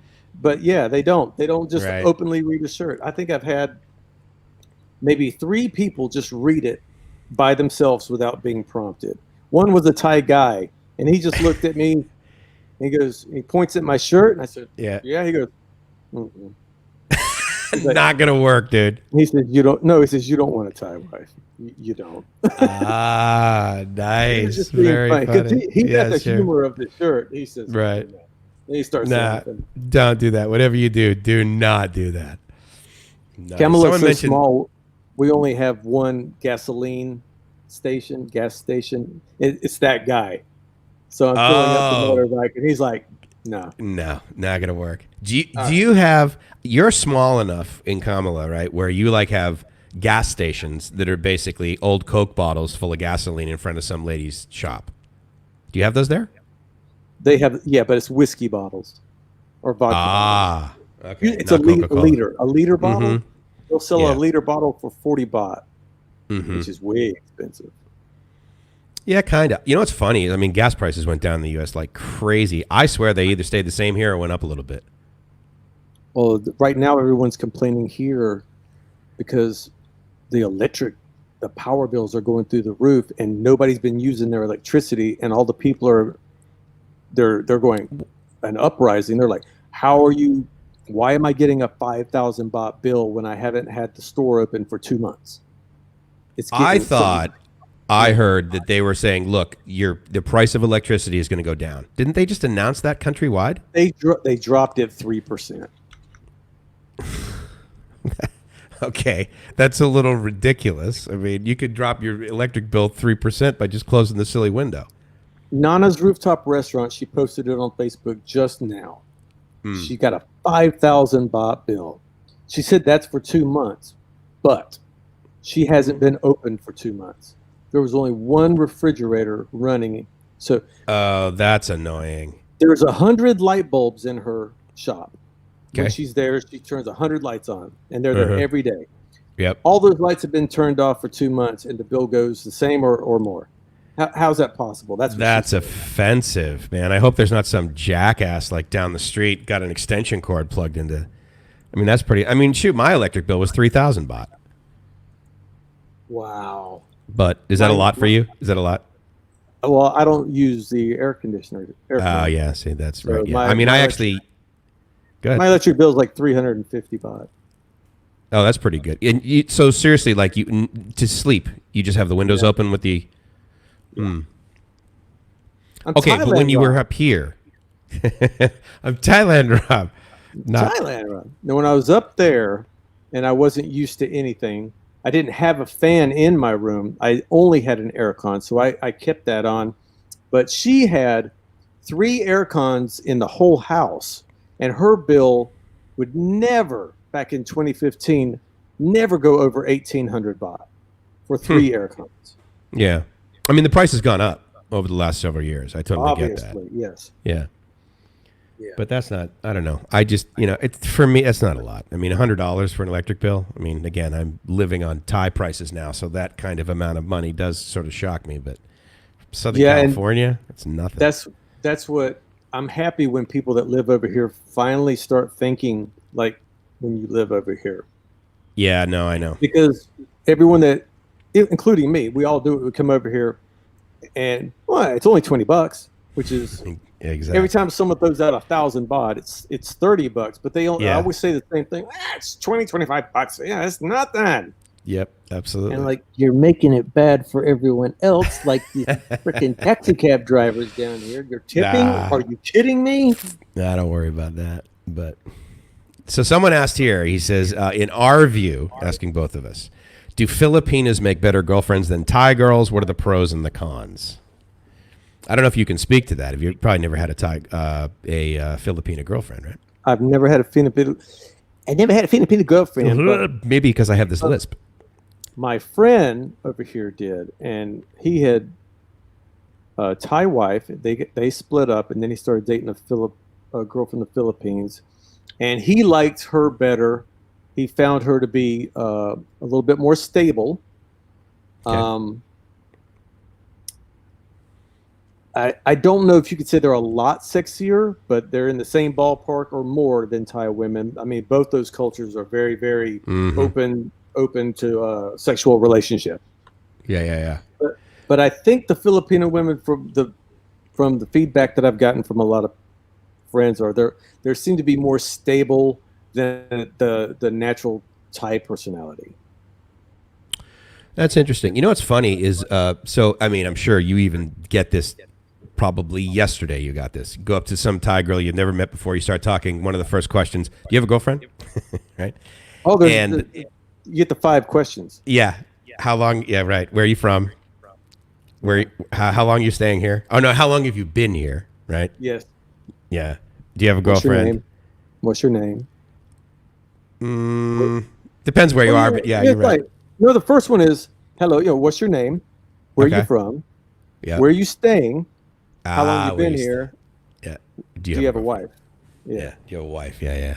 And but what's funny is that so the tiger. I mean, even this is in this complex, like the lady down at the office or whatever. I'm paying my electric bill for the first time, and of course I'm there by myself. She's like, "Oh, do you have a girlfriend?" I said, "Oh yeah." And she said, "Oh, Thai girlfriend?" I said, "No, she's Filipino." She's, "Oh, very beautiful." And so many Thai women would say that to me, and I was like, "Really?" Like, I don't. I mean, I think Gracie's beautiful. I mean, I'm a little biased, so I mean, you could debate that, I suppose. But the point is that like easily 85% of the time, if I were to tell a Thai woman that I have a Filipino girlfriend, they'd be like, "Oh yeah, she's very pretty. Oh, Filipina, very Oh, pretty." Weird, I right? didn't know that. I didn't know that. Well, no, Yeah. I can tell you that the Thai people think that the most beautiful look is Korean. Especially if they have white skin. Right. But Yeah. I had not heard that about the Filipino, because a lot of Filipino women have darker skin, but I have more of a crush on, I think, the Filipino look, but I've just never been there. So, So do you? And it's funny, a lot of times I'll give that question to some guy, or I'll hear it or whatever, and a lot of times, many guys will be like, "I prefer the Filipinas," and one of the top three is that, "Oh yeah, they speak English." And that was oh yeah. never but that was never a deterrent for me. Like when I was in Thailand, or I had my Thai girlfriend, 4 years ago, it was, I mean, I don't know, dude, after living over there and or like coming over here for a while, because it was for me coming over here, but I would come over here for long periods of time, and it would be like I wouldn't hear the accent anymore. I mean, obviously their English is broken, right? Broken English, but I wouldn't hear it. It wasn't a real. Do you find that that's a? I mean, you've been there. You meet Thai girls. No. You're like, oh no, I can talk to her all day long. I've had the two main girlfriends that I've had in the past 5 years didn't speak English. At all. One spoke enough she worked in a bar. She Okay. was the cashier at a bar, which everyone wants the cashier. It's just everyone randomly goes towards the cashier. So she could speak enough, order drinks, make Yeah. change, make simple conversations. But She no, could count. Yeah. you could. Well, that's debatable, but you could. Whoa. Ex-girlfriend, ladies and gentlemen. Yeah. Ex-girlfriend, she could count.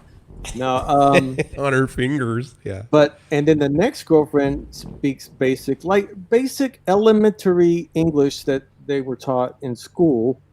Good morning, goodbye, thank you, How are hello, you? goodbye.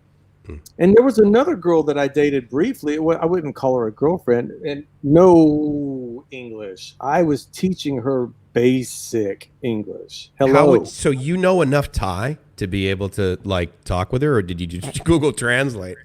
Both. A little, mostly hand gestures without Google Translate to get simple stuff done. Like hot, ron, hot.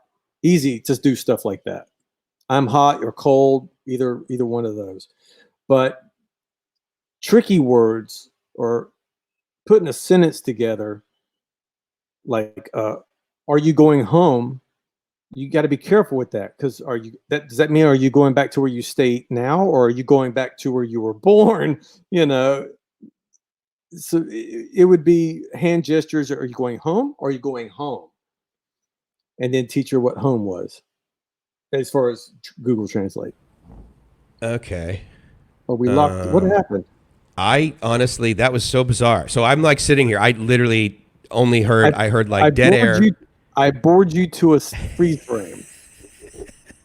No, I mean, I'm sitting here and all of a sudden I get like a little spinning circle on your thing, and I'm like, oh, okay, well, that's kind of weird. It'll go away. And then they both started spinning like this. I'm like, what? So then I hit refresh and I come back and you're talking about like pointing somewhere. So I heard nothing that you said. But as far as the language barrier, I mean, so sadly you're going to have to repeat that. But basics, I can communicate very well with Thai people. I don't know why. I don't know how. And I use Google Translate perfectly. And what I mean by that is I write a perfect sentence, I translate it, and then I translate it back to make sure that it hasn't flipped anything around. Okay. Yeah. Because if you write something, you might be, can you wash the car? And you translate that, and it might come back, the car's been washed. Exactly. Yes. Or like, do you have skills to wash? You don't know. You have to really do that. No, the translate for Thai is not perfect. That's for sure. But I make them do the same thing. I will translate mine into Thai. I want you to translate yours into English. That way the conversation is cut down by 50%. Because if I have to translate everything on my end, that gets tiresome very, very quick. So how did you, were you going to this place regularly and you saw her, or did you just like go up to her saying, wow, can I have your phone number? Let's go out, like first date, bam, that night? Or did you already have some interface with her? No. It was a setup, actually. One of the girls, a friend of mine, she said, this is a good girl. She works at a bar, but she's not a bar girl. Sure. And I said, sure, whatever. Because if you work at a bar, you're still a bar girl. But she said, well, yes, but she doesn't like going off with guys. So if you want to date a girl, she's a good one. So that's how we met. And the second one, believe it or not, she did like a Filipino girl. She hunted me down on Facebook. They will hunt you on Facebook. Yeah, I did notice that when I was in the Philippines. Yeah, they're pretty. They love Facebook. That is they love Facebook, and they speak English. Big fan. And and they speak English. Yeah, the Thai, I don't know. I tell you, I mean, everyone would ask me, like, Mike, how do I learn? Because after coming over here a few times, right? Mike, how do I learn Thai? I said, it's easy. Get a girlfriend. Get a Thai girlfriend. That's the quickest way to learn Thai, as far as my experience. Well, yeah. To be fair, I had a Thai girlfriend, and we were living in a Thai village. So it was up in Korat. Oh, God, yeah. That's a Nakhon Ratchasima, If you put yourself in a village, then, But I find it funny here because my buddy Boomer has been here for 30 years. Okay. And I have to, the Thai women will come up to me and speak to me to translate it to him. He just doesn't know. He knows a he little. Doesn't know any. A few phrases and a few words, but I don't blame him. I really don't blame anybody. Sonny knows a lot of Thai, but he'll tell you, I don't even like to speak Thai because there's 3 dialects, so you can still be saying it wrong. Yeah, you can do right tonal. Yeah. I mean, that's a word. Which is yes, kind of, right? Isn't it? I agree, or yes, or take this. Okay. Yeah, it's right. Yeah. But you can say Yisit Baht, which is 20 baht. 20. If you're up north, it's Sao Baht, which is. Oh, they have different numbers in Isan? Yeah, Isan's language is different from the I South. didn't realize that. I didn't know it was that different. My God. Yeah, Bangkok's the. We say, do you speak Bangkok, or do you speak Isan, or do you speak Southern Thai, South Thai? Okay, I didn't know that. I knew the South was significantly different, and I knew there was Isan, but I didn't know that most there was of us don't go down there. It gets crazy. I got to get to Krabi, though, dude. Oh my God, I cannot wait to get down there. I cannot wait till this stops so I can go to the damn beach. At least you can walk can you walk to the beach from where you live? Or do you have to motorbike? Yes. That's nice. From where I live, I have to, if I didn't take the motorbike, it's still only a 15-20 minute walk to the beach. Oh, yeah, that's nothing. I mean, that's like saying I live near the BTS, but it takes me 15 minutes to get to the actual stop. Yeah, the only thing that's not fun here about walking to the beach from where I live is there's just not much shade. It gets real hot walking straight in the sun. Bald head, yeah. I know, well, yeah. I get that. You take an umbrella, like the Thai people with the umbrella, Mary Poppins. Which, of course, is one of my best looks. Yeah, thanks. It's good. Good point. I'm glad that my demographic is my age, because nobody else would get Mary Poppins. They would be like, dude, what are you talking about?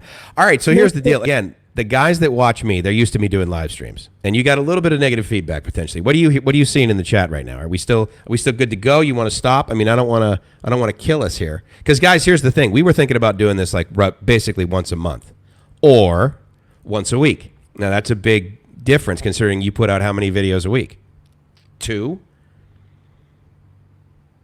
Maybe 1. No. I mean, lately, I'm sure, yeah, it's probably less, but I mean, it used to be, which is getting lazy, but it used to be about around 1 every 5 days. Not so much 1 a week, but so probably 5 a month, 5 or 6 a month. Okay.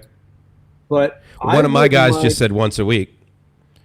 I'll do a poll. Because my subscribers have not been used to me doing live streams, and some of them are not on board with it because that's just not what they signed up for.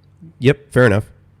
But I can still do a poll and say I don't need to do a poll, I don't think, because if what do you got in your chat right now? I mean, I literally just threw that out there, and 3 guys, bam, once a week. Hey guys, I really enjoy hearing you talk. Yeah, would you guys care about us talking together once a week or once a month? Okay, I got once a week, 24 hours weekly. Okay, I'll tell you what, dude. I will do a 24-hour live stream all day long if we get some money and do exactly what Nightwish Group is doing. Don't start that e-begging. I don't want to hear about that e-begging. Are you kidding me? We buy food for Thai people and we just throw it out in the street. We feed 1,000 people. I'll do that all day long. No. If you're like them, you're the scum of the earth. Absolutely. E-beggars. You're keeping that money. You didn't give all that money. All right, sorry, I interrupted you. What did your guys say? Because it's so far I've got weekly. Say, guys, in the chat right now. Oh yeah, it's all week. Everyone's saying week, once a week. All right. So then my guys are used to me doing 9 a.m. Thailand time, and they're used to your guys are used to 10 p.m. Rob time. Well, the past couple of thank you, Ron. I really appreciate that. Was with you. Okay, I got one that says month. Okay. Yeah, same here. Crazy Bubba, month. Okay, are you ready for this? And this is huge for me. I mean, this just happens to Rob every 15 minutes. One of my guys just told me that he will donate 1,000 baht. So it's a big deal. Oh, yeah. Well, yeah, he could send it to you or whatever. Yeah, anyone that has given any money to me to go anywhere, I either videotape me giving it to them and just send them the video back. Videotape, ladies and gentlemen. Did you just hear what he says? That's basically because all of the music he buys comes on 45. But go ahead. I got I went and bought some 8mm reel. Dude, if you didn't go beta, then you don't care about quality. If you just went VHS, all you care about is length. Beta. See, beta was too expensive. That's why they quality was superior. Anyway, sorry. Let's get back to the time. They copyrighted themselves out of a job. They did. They absolutely did. So I would think if anyone wants to see this monthly, all they have to do is just tune in once a month, and the other 3 weeks were for the other people. Yeah, I mean, and here's the question, right? I mean, if you guys don't know, right, it's real easy for like a YouTube person to find out, hey, what are if you're like me and you've got like 100 subs and you're like, okay, how do I get to 1,000? You can Google that and you get a ton of information, right? How do you do the best live stream? Many people will tell you it just doesn't matter when you do it, but if you do it at the consistent time, that's better. Well, so that's kind of my question. Okay, so 9 o'clock for me in the morning. On the Too East early. Coast is still no. It's fine. It's still 10 p.m. East Coast, on the East Coast, which a lot of people, I think, not on the weekend so much because maybe Sunday, but Friday and Saturday night, people are going to be going out when this gets back to normal. I don't think that's a great. But maybe Sunday, like right now, I've got 156 people watching right now. So, but see, here's the thing with you, dude. Every time you do a live stream, you get at least 150 people. So I don't think that, and maybe it's just a novelty. Maybe when it becomes once a week, they'll be like, okay, like I need a better time, dude. So, the ones that I usually do at night usually go up to 300 people. So yeah, your nighttime, which is 11 o'clock our time. 11 o'clock our time. So you do it at like noontime East Coast. And I would get around 300 people watching. Okay. But they still can watch this back. I mean, it won't be live for the They interaction, but Yeah, and I mean, I think that's the point, right? I mean, I know guys that do live streams and they don't even republish them afterwards because they're like, no, I want to do it live, I want to do the interaction, but I think we should still and I publish agree them. with that because I don't want to watch a 2-hour live stream ever. So, dude, trust me, I get it, but you know what? If I've learned anything from like advertising or radio, when I make a statement like I wouldn't, yeah, but that doesn't matter. We're the producers. So you cannot take, because I was amazed. I get guys that are like, oh, I got one guy that said, Mike, these are a little long, whatever. And I said, oh, yeah, I totally appreciate that. But again, sample size of one. But then I got several guys that were like, no, I really like the long things because I'm like, okay, and they would listen at work or they would do whatever. So like you said, as far as the replay, it's up to them. But the live thing, so I don't know, maybe we should, I tell you what, so obviously we did this during the day. Maybe the next one we do in like a couple of days is during the Rob time, and then we'll see what we get for a response. That's exactly where I was going to go. We could do, and we'll talk about this offline. We could do a test run and just do 2 at this time, and then, or alternate, and then 1 at a different time, and we'll just see what the results are. Yeah. I mean, do you look at metrics like after, not every video necessarily, but do you go back into the analytics and like? Oh yeah. I look at a lot of analytics, especially if something is unusual. If I get my normal amount of views and normal amount of thumbs up, then no, I'll let it go. But a lot of times I'll look to see the view time, if people dropped off at a certain point. Right. And I'll also look at concurrences and thumbs up. I'll put it all together just because. Okay. Yeah, sometimes it doesn't work. Some people don't like certain times, and some people don't like live streams. So. Yeah, well, again, I think that's going to be a group of people, which is fine. And obviously, I'm going to not just do 100% live streams. I like going outdoors too, when I can. Right. Yeah. And so there's going to be those that are intermingled. But I mean, at the end of the day, if you guys don't know, like I'm living here full time, and Rob's obviously been here full time, so. We got this whole Thailand thing. And like he said, I mean, we're all, once we have the ability, we're going to do more travel and stuff. So Eric guys, says, yeah, what do you say? Eric says invite a girl once a week. Yeah. Well, should we do it like Howard used to, just like pull some hookers off the street and just stand there? Well, yeah, there we go. Anders wrote, he goes, or make it a podcast. This isn't far from a podcast. Well, see, here's the thing. It would literally, take us zero effort. There are systems out there that would take I mean, so if you guys don't know, like once I hit stop on this, then basically YouTube does some regurgitation of the data, and then it effectively publishes it like it would publish any video that we would upload. Once that happens, I trigger a whole bunch of stuff. So it'd be very easy to say, trigger this, upload to iTunes. And so, I mean, but I would submit just having it on YouTube is fine. Again, it's more of like what my guys or what your guys would want to do. I mean, if they're like, oh man, if I could only get this on iTunes or if I could only get this on Spotify, it is so easy because all we're doing is uploading the audio. We wouldn't necessarily need this video. So I mean, the size of the file would be significantly less. And again, it's nothing to do it, so why not, right? But yeah, that might be something to do. It's already done. No spamming on my chat board, please, guys.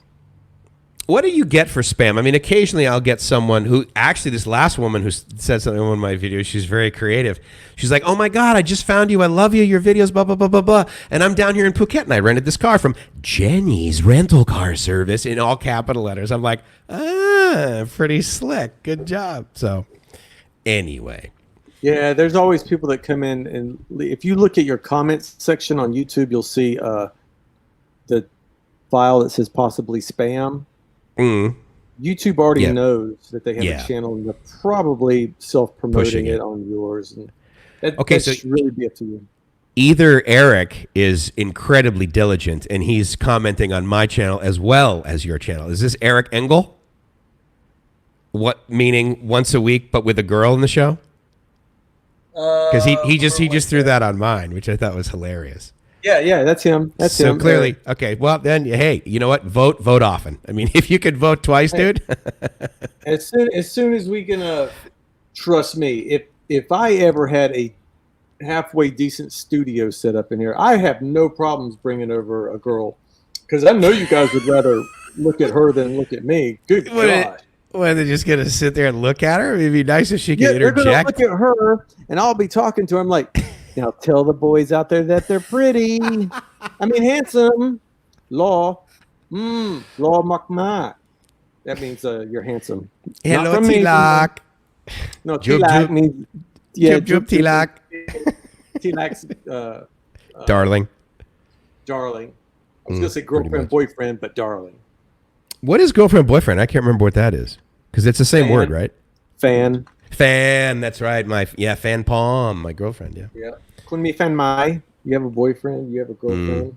It's the same word for like wife, girlfriend, or husband in Tagalog, pretty much, which is asawa. What language?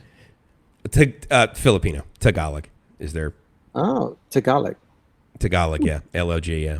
I know. Most people do not. It's funny because if you were to say to someone, oh, yeah, I speak Filipino, I mean, that's like saying I speak Mexican. Like, no. You speak Spanish, dude.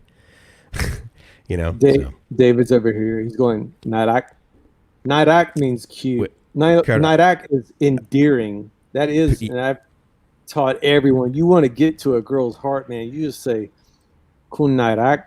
Oh, you are adorable. It's going to be my next T-shirt. Nice. Looking for Nairak. So you've been there long enough. Obviously, you've tried to, sweet talk some girls. So how do you say and properly pronounce pretty? Pretty? Yep. Suai. Like, do you do the end? No. That doesn't mean pretty. That means beautiful. Beautiful. That's what yeah, beautiful. That's what Nairak is more on pretty. They don't have a pretty. They have beautiful or very cute. Right. But it's Sawai going Sawai. Sawai. Okay, that's what I thought. Yeah. Because if you go Sawai going down, do you know what that means? Pig, right? It means bad luck. Oh, I didn't know that. I thought bad luck was just like my chalk. Well, you can say it that way, but more literally, I suppose. Yeah. Swai. It just means bad luck. Same damn word, just pronounced differently. Swai, beautiful. Yeah, swai. Absolutely. And I see these guys that are around here. They're 127,000 years old, and they're just going around with their tie going Kun Swai. And I'm like, that's not working. Yeah, yesterday you did a double click on some Google Translate, buddy. So Daniel on my side, he goes Tagalog, the same word for love and the word for expensive is the same word, mahal, which I find interesting. Mahal kita, that's absolutely. I love you. Mm-hmm. And over here, it's farang and ATM. It means the same thing. What does farang mean, literally? Doesn't it mean like foreigner? No, I know that, but isn't it also white foreigner? Right. No. I don't mean that. It's like a fruit. What's the word for it's like a green fruit. Anyway, I thought it was It could be. I'm not picking up on that one. I don't remember. Mahal kita though. Yeah, I remember that one. All right, so Mahal kita. All right, so yeah. So we're gonna cut this. I'm cutting out of here. Yeah, we're 3 hours, dude. I mean, that's pretty good. It's the longest live stream you've ever done. Look how much stamina I give you. My God, I'm like a walking Viagra for you. All right, and on that note, and so it just went too long. It's a ratings period, dude. I had to bring up the ratings there. I had to do anything. Sex sells. What it's sweep week. Sweep weeks, baby. Yeah, baby. Weeks. Mm-hmm. And don't say the Super Bowl. We cannot say the Super Bowl. That's illegal to say Super Bowl. It really? I thought it was like, what's the big one? Let's get ready to rumble. Like you can't do that or something. That's copyrighted. You owe them. Yeah. Or you're fired. Really? Yeah. You didn't know that? Yeah. During that show, he totally whatever. Well, I just got through using the Let's Get Ready to Rumble the other day, so I'll wait for them to come after me for that. The copyright police. Let's get ready to rumble. But that's what happens with two Thai ladies. Man, you want to talk about Thai ladies who go after each other over one farang? They will fight. Bar ladies, bar ladies. You know, let me throw this out there. No, never mind. This is another topic. We need we need to have finite boundaries. This is 3 hours in. This is awesome. This worked out great. This is your afternoon show too. That means 6 hours that you've been in. Oh yeah, but that's, I mean, come on. Oh, it's yeah. only 4. You didn't even go grab a water. You didn't even go get yourself a water. I know. I mean, I should probably go get a water. There's probably some in my pocketbook along with my car keys. I mean, you can't park there. What do you got? Come on, Bobby. Bobby, what are you kidding me there? Thank you guys for showing up. I'm going to go ahead and head out of here. Love all of you guys. Thanks for the super chat. Go ahead, Mike. Thank you, guys. We'll be back here soon. It's Mike's from LiveMyAssOff.com and Rob from 20 Seconds in Thailand saying, we hope you live in a dream, because if you're not living the dream, you're doing it wrong.